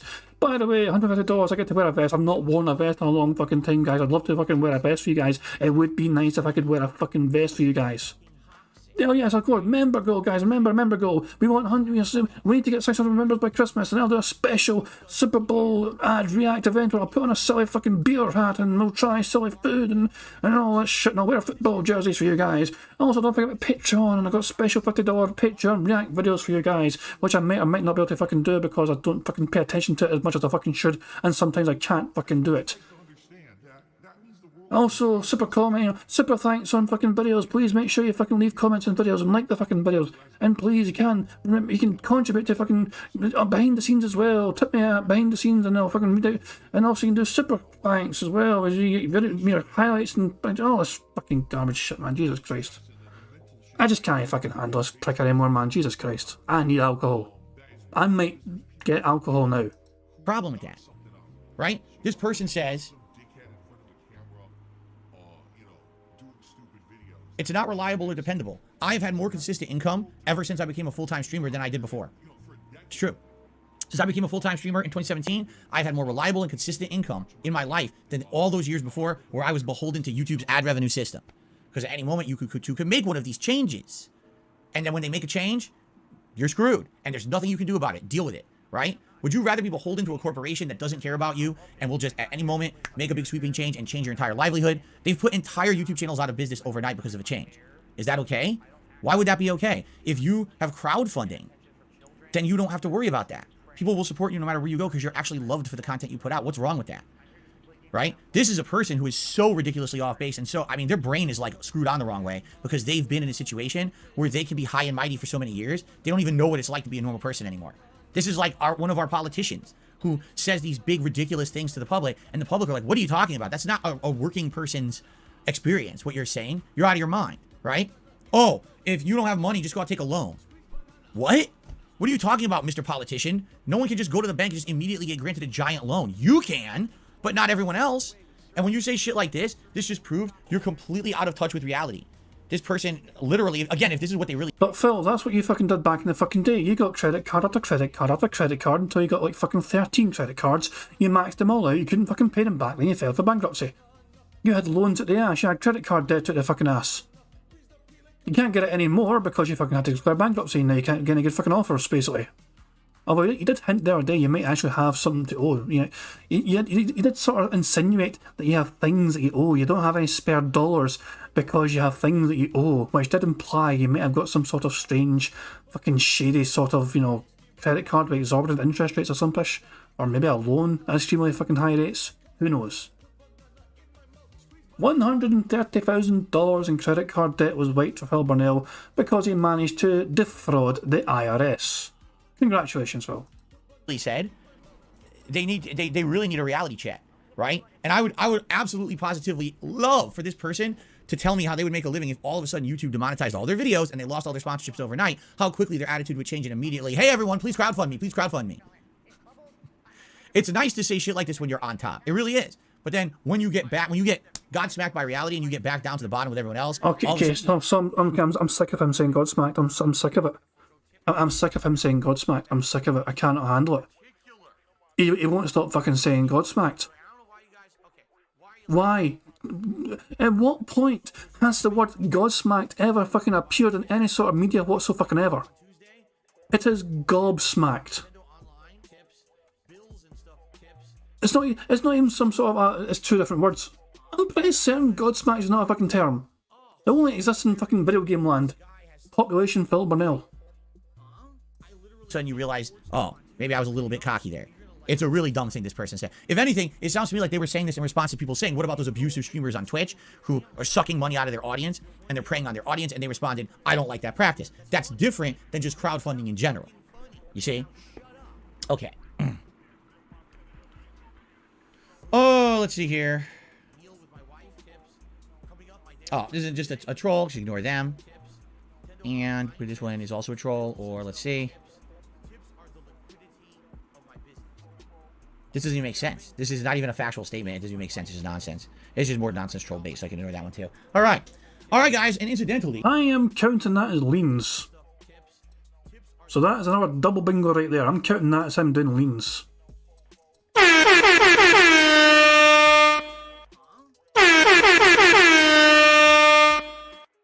And by the way, yeah, fuck it, those are leans. He's not even fucking adding them to his fucking total. So yeah, he's leaning those fucking tips. we are actually at the end of the time when I'll be doing the podcast anyway. What a coinky-dink. Oh, for fuck's sake, we've still got 5 to go. What an amazing coincidence that we actually finished up here at the tail end of when I would have finished. So, that being said, let us adjourn the show, everyone. Thank you for watching. Last podcast of 2022, right? The last show, and I hope you enjoyed it. I hope you enjoyed 2022. What a year this was, right? And this is really awesome, where 2023, it's looking like things are looking up, right? Improved capture quality, improved webcam quality. I've got ideas for new content in the new year. Things are moving forward positively. We're finishing up, you know, the year. We're going to move forward into new, fresh stuff shortly. I'm feeling great. Thank you all for what was an amazing year. Really, 2022 was a great overall year. I hope you all enjoyed it. I thank you for renewing me for a whole new year. Thanks a lot for the vote of confidence. A whole new year and annual episodes have been renewed. I cannot wait. Shut up, bitch! Make another year of content for all of you in the new one. All right, guys. Thank you so very much. And of course, Happy New Year. For fuck's sake, I want to skip this. It fucking plays far too fucking long. So, Pokemons. The Pokemons. I've used the restroom, which I know sucks. I know you guys want me to jump right into Pokemon, but I do actually have to use the restroom right now. Okay? It's not going to be a long break. It'll be like a 5-minute break. In fact, I probably won't even monetize it. Even though I could. Here we go. I could monetize it. In which case, then I don't have to rely on crowdfunding from my audience. Oh my fucking god, just fucking stop it, Phil. You monetized them 2 days ago. You didn't tell them you're going to monetize them. You just did it. If you're going to fucking tell them when you don't monetize them, why don't you also fucking be upfront and honest and transparent and say when you are going to monetize them? You wee fucking shite bag. I ran an ad. But instead, how about I don't run an ad, and then if you guys like the content, you willingly contribute, because somehow that's evil according to a certain content creator. Yeah, it's real bad practice that you willingly support what you like, rather than being forced to watch shitty ads from bad corporations, right? You want to know how fucking well white you are today, Phil, so far? You have $1 in tips. You have been given $1 fucking dollar today. That's how fucking well supported you are right now. 90 goddamn minutes, and you had $1 fucking dollar. Happy New Year, you little bitch. Fuck me, man. Right. Okay. So let's take a quick break. It'll be like a 5-minute break. I'm going to go use the restroom. I'll be back, and then we're going to resume with Pokemon Scarlet. And you know the deal. I'll talk about it in a moment when I come back about naming Pokemon and all that. All right? All right, guys. I'll be back. See you in a few minutes. And now he's fucked off to use a little boy's room, or just fucking spam the right arrow key so he comes back eventually. We're almost done for a year for Enduring Phil. Still waiting for him to come back. Still waiting. Look, he's back, okay. Here we go. Here it is. What's up, everybody? Alright. You guys ready for some Pokemons? Hope you guys are ready for some Pokemons. Let's see here. It looks like there might have been a tip that came in. Let's take a look. What's going on, Darth Gallbach? How are you tonight? Or today? What am I talking about? Pancake to the $1.25 says, can we see what's in the bag? Well, like I said, I was going to do that on the podcast. We ran out of time. We had too much to talk about. We'll do it tomorrow. Tomorrow's podcast. Pancake, by the way. Let's get Pancake on the leaderboard. Tomorrow's podcast, I will show you what is in this bag from Amazon. We're in no rush. I'm not returning this stuff till this coming week anyway. So we have many days to look at it. All right? We'll do the Amazon bag tomorrow on the podcast. That'll be our New Year's special tomorrow. What did Amazon send? Okay? Okay. So as we're about to get started, hold on. Controller's here. I gotta get everything set because now it's all different. Here, this has to go here. This is the headphones for the Switch are here. So here's the deal. A couple quick things, guys. First time trying out the new capture device with the Switch. I'm sure it's going to work pretty flawlessly. We synced the audio yesterday playing God of War, and then later on we confirmed that the audio was synced during High on Life. So the audio should be in line, synced nicely. The visual should be great, and I'm doing a 1080p webcam. This is only for certain playthroughs that I can do this. If I'm doing like a first-person shooter, likely I have to lower the quality of the webcam back to the 480p that I used to do. But for a playthrough like this should not be very graphically intensive. It should allow me to do the higher quality webcam. So you'll see the better color scheme and everything on the webcam. You'll notice much better definition for certain playthroughs, and this will be one of them. So there you go. And the thing is, I don't foresee this playthrough will look much better for you guys. I had a feeling that would trigger you, Prophet. I was going to say to you, is Prophet still here to get triggered by this? And lo and behold, Prophet's spamming no, and wrong in the chat. Just hold it, lad. Just hold it, mate. He's almost done. He's almost finished, and then we'll have to fucking hear him anymore. With the new capture device, only because, let's be honest here, it's Pokemon. It doesn't run well on the Switch regardless. It looks like crap. So, apologies. It really won't have much of a difference, even with the new capture device today. What I will say is let me know how the volume sounds, and if you guys need me to adjust the volume, let me know, because the volume is very different with this capture device. I've been having to manually adjust it every game. All right? Now, a quick reminder as we boot her up. All right? With the Pokemon playthrough, here's how it works. First of all, we've had many people who've named Pokemon over the course of the playthrough, and thank you to those who've supported the playthrough up to this time.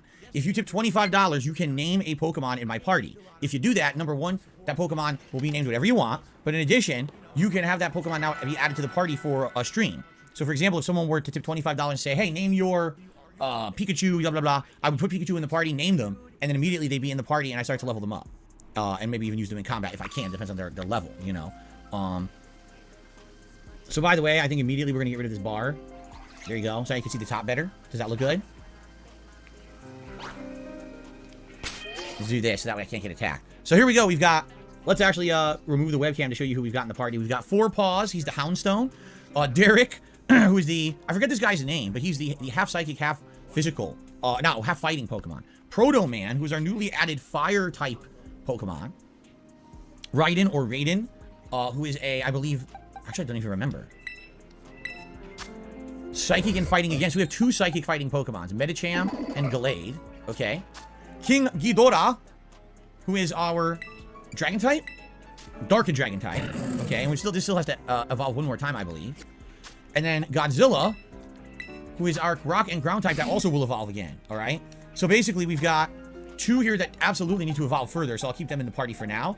But all these other Pokemon, you know, eligible to kind of be replaced if someone would like to name a particular Pokemon that I have in the box.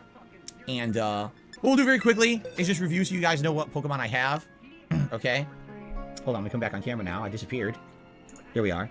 All these I just recently caught. Look at Jolteon, level 53 Jolteon. Mabostiff, which I think is the biggest evolved version of that dog-type Pokemon. Skuntank. Fomantis. We have a Toedscruel, which I think is a new kind, isn't it? It's similar to the Tentacruel, but I guess it's actually on land, so it's a different variation or whatever. Yes, Derek, you were named after... The Medicham was named after you. That's correct. That's funny.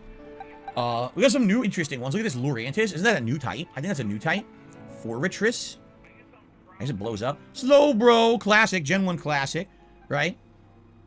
Avalugg. Last time we caught quite a lot of Pokemon. Remember these? They're supposed to be sushi type. I know that sounds weird, but they are. Sligo. So we have all these new ones. Look at this one. Dondozo. Humongous whale fish. I think it's supposed to be like a koi fish. Right? We even caught a Slacking. Get it? Slacking. It's a sloth that slacks. Slacking. So we have many different Pokemon that I caught last time around that could easily be named if you guys are interested. Okay? Now, what we will do, I think what we should actually do is get out of here because remember, we were running very low on resources and I think it makes more sense for us to regroup. So we'll probably fast travel to a Pokemon Center, recharge our Pokemon, and then determine what we want to do next, which likely is going to be doing the next gym. And then maybe after we do the next gym, we'll maybe come back here to catch more Pokemon. We'll see. I'm actually going to take a look at the map where I am as well. Okay. Still not recording yet. Derek, is it true that you passed your license test? Jade, I'm glad to hear you've ordered I'm glad to hear you pre-ordered Street Fighter 6. And yes, I would have some matches with you and others. I'm actually going to be obviously buying the game in June.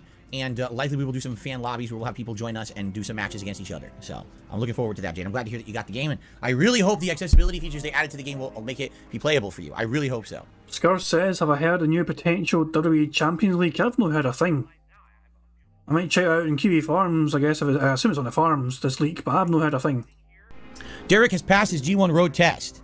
He's ready for a chill Pokemon Scar stream. Congratulations on passing your road test. I don't know if that also means you have to pass like a textbook test, because for me, I had to do both a written test and a road test. So I passed my road test with flying colors, and my written test I failed like twice, even though I know I did it right. I actually proved it. What do you mean? What the fuck do you mean? You know you did it right. You're how the hell? Hold the fuck on. Hold the fuck on. How does he know he did it? I can't believe that shit. Like a textbook test, because for me, I had to do both a written test and a road test. So I passed my road test with flying colors, and my written test I failed like twice, even though I know I did it right. I actually proved it, but we won't get into that. I would love for Phil to. The experts, the fucking people that are responsible for, making sure. Here's my proof why you're so fucking wrong and I'm so fucking right. Oh, really? You still failed? Basically, it was a really shitty driving school I went to. Anyway. There's a wee snort right at the fucking end. Sadly, we don't have any free spaces. And not for likes on Phil's stream or this stream, as far as I know. And not for the snorts or burps. I mean, there was nothing we could do. Yeah, exactly. Nothing we could do. Glad to hear that. Okay, are we ready to start? So that was some good news Derek shared, but he didn't say good news. He was going through all his Pokemon, but didn't fucking refer to them as a variety of Pokemon. There's so many things that Phil could have said to you, but didn't say. Let's begin. Here we go. Ladies and gentlemen, that's the start of the fucking. The bingo's dead. We're 5 short, sadly, of a full house. We're 20 out of 25. Still a strong card. Still a strong fucking card. D-Dog says DSP does a bubble blow after the stream now. He's at 77 likes, so I know he's not even fucking had it. It's one of those things. 77 likes. So he's not even close to fucking.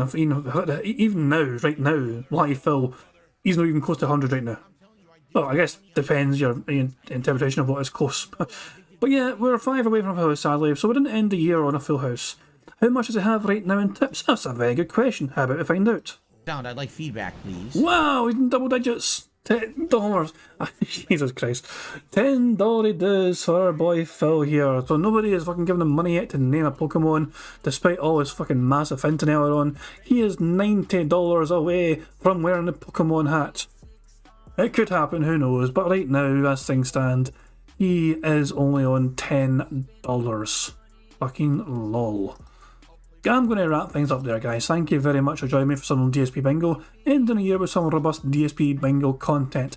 Once again, guys, I do hope you enjoy the last day of the year, and I hope you have a good. If you've already started the year, but say for me, I'm like 3 hours away from midnight, So the new year is coming very soon for me. If it's already arrived for you, Happy New Year to you. If it's not arrived for you soon yet, I do hope you enjoy the build up to it and enjoy it when it comes. Thank you very much for joining me. I don't think I'll be streaming tomorrow. I generally have no answer for you right now. I might be able to, but I don't think so. I'm just going to say as a precaution, I'm going to say probably not. I don't think I'm actually going to be streaming tomorrow, but that might change. I'm just saying. But as things stand, I don't think it's going to happen. But guys, I do hope you enjoy the last day of the year, and all that. I mean, thank you for joining us on DSP Bingo. I do appreciate it, and I hope you have a good one, guys. Have a few drinks if you can. Enjoy yourselves.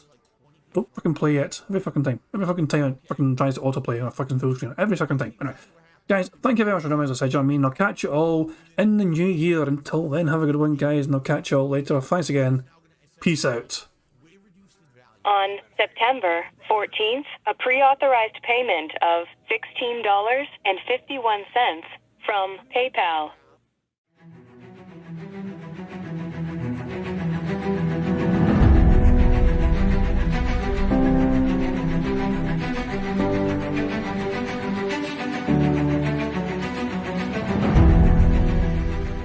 All right, Luna Mills has tipped me $1.30. It says, I'm back. What's your favorite type of shower?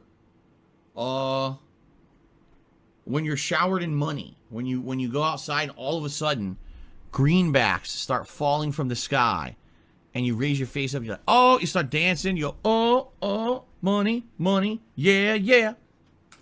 All right, I don't know what the hell you're talking about, but thank you for the first tip of the day.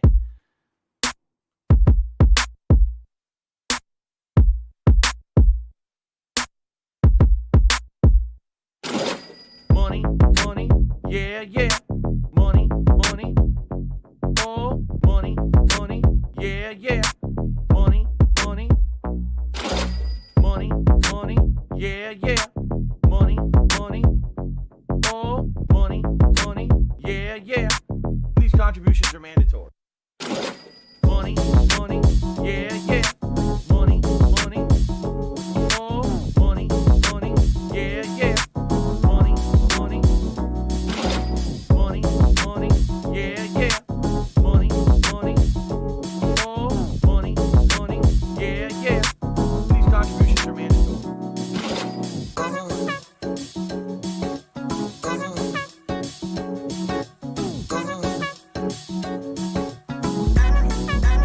Show me the money.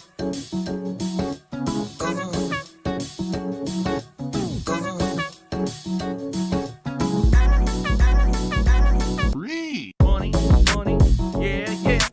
Money, money. Oh, money, money, yeah, yeah. Money, money. Money, money, yeah, yeah. Money, money. Oh, money, money, yeah, yeah. These contributions are mandatory. And it's gone, just gone like that. In an instant, fucking gone.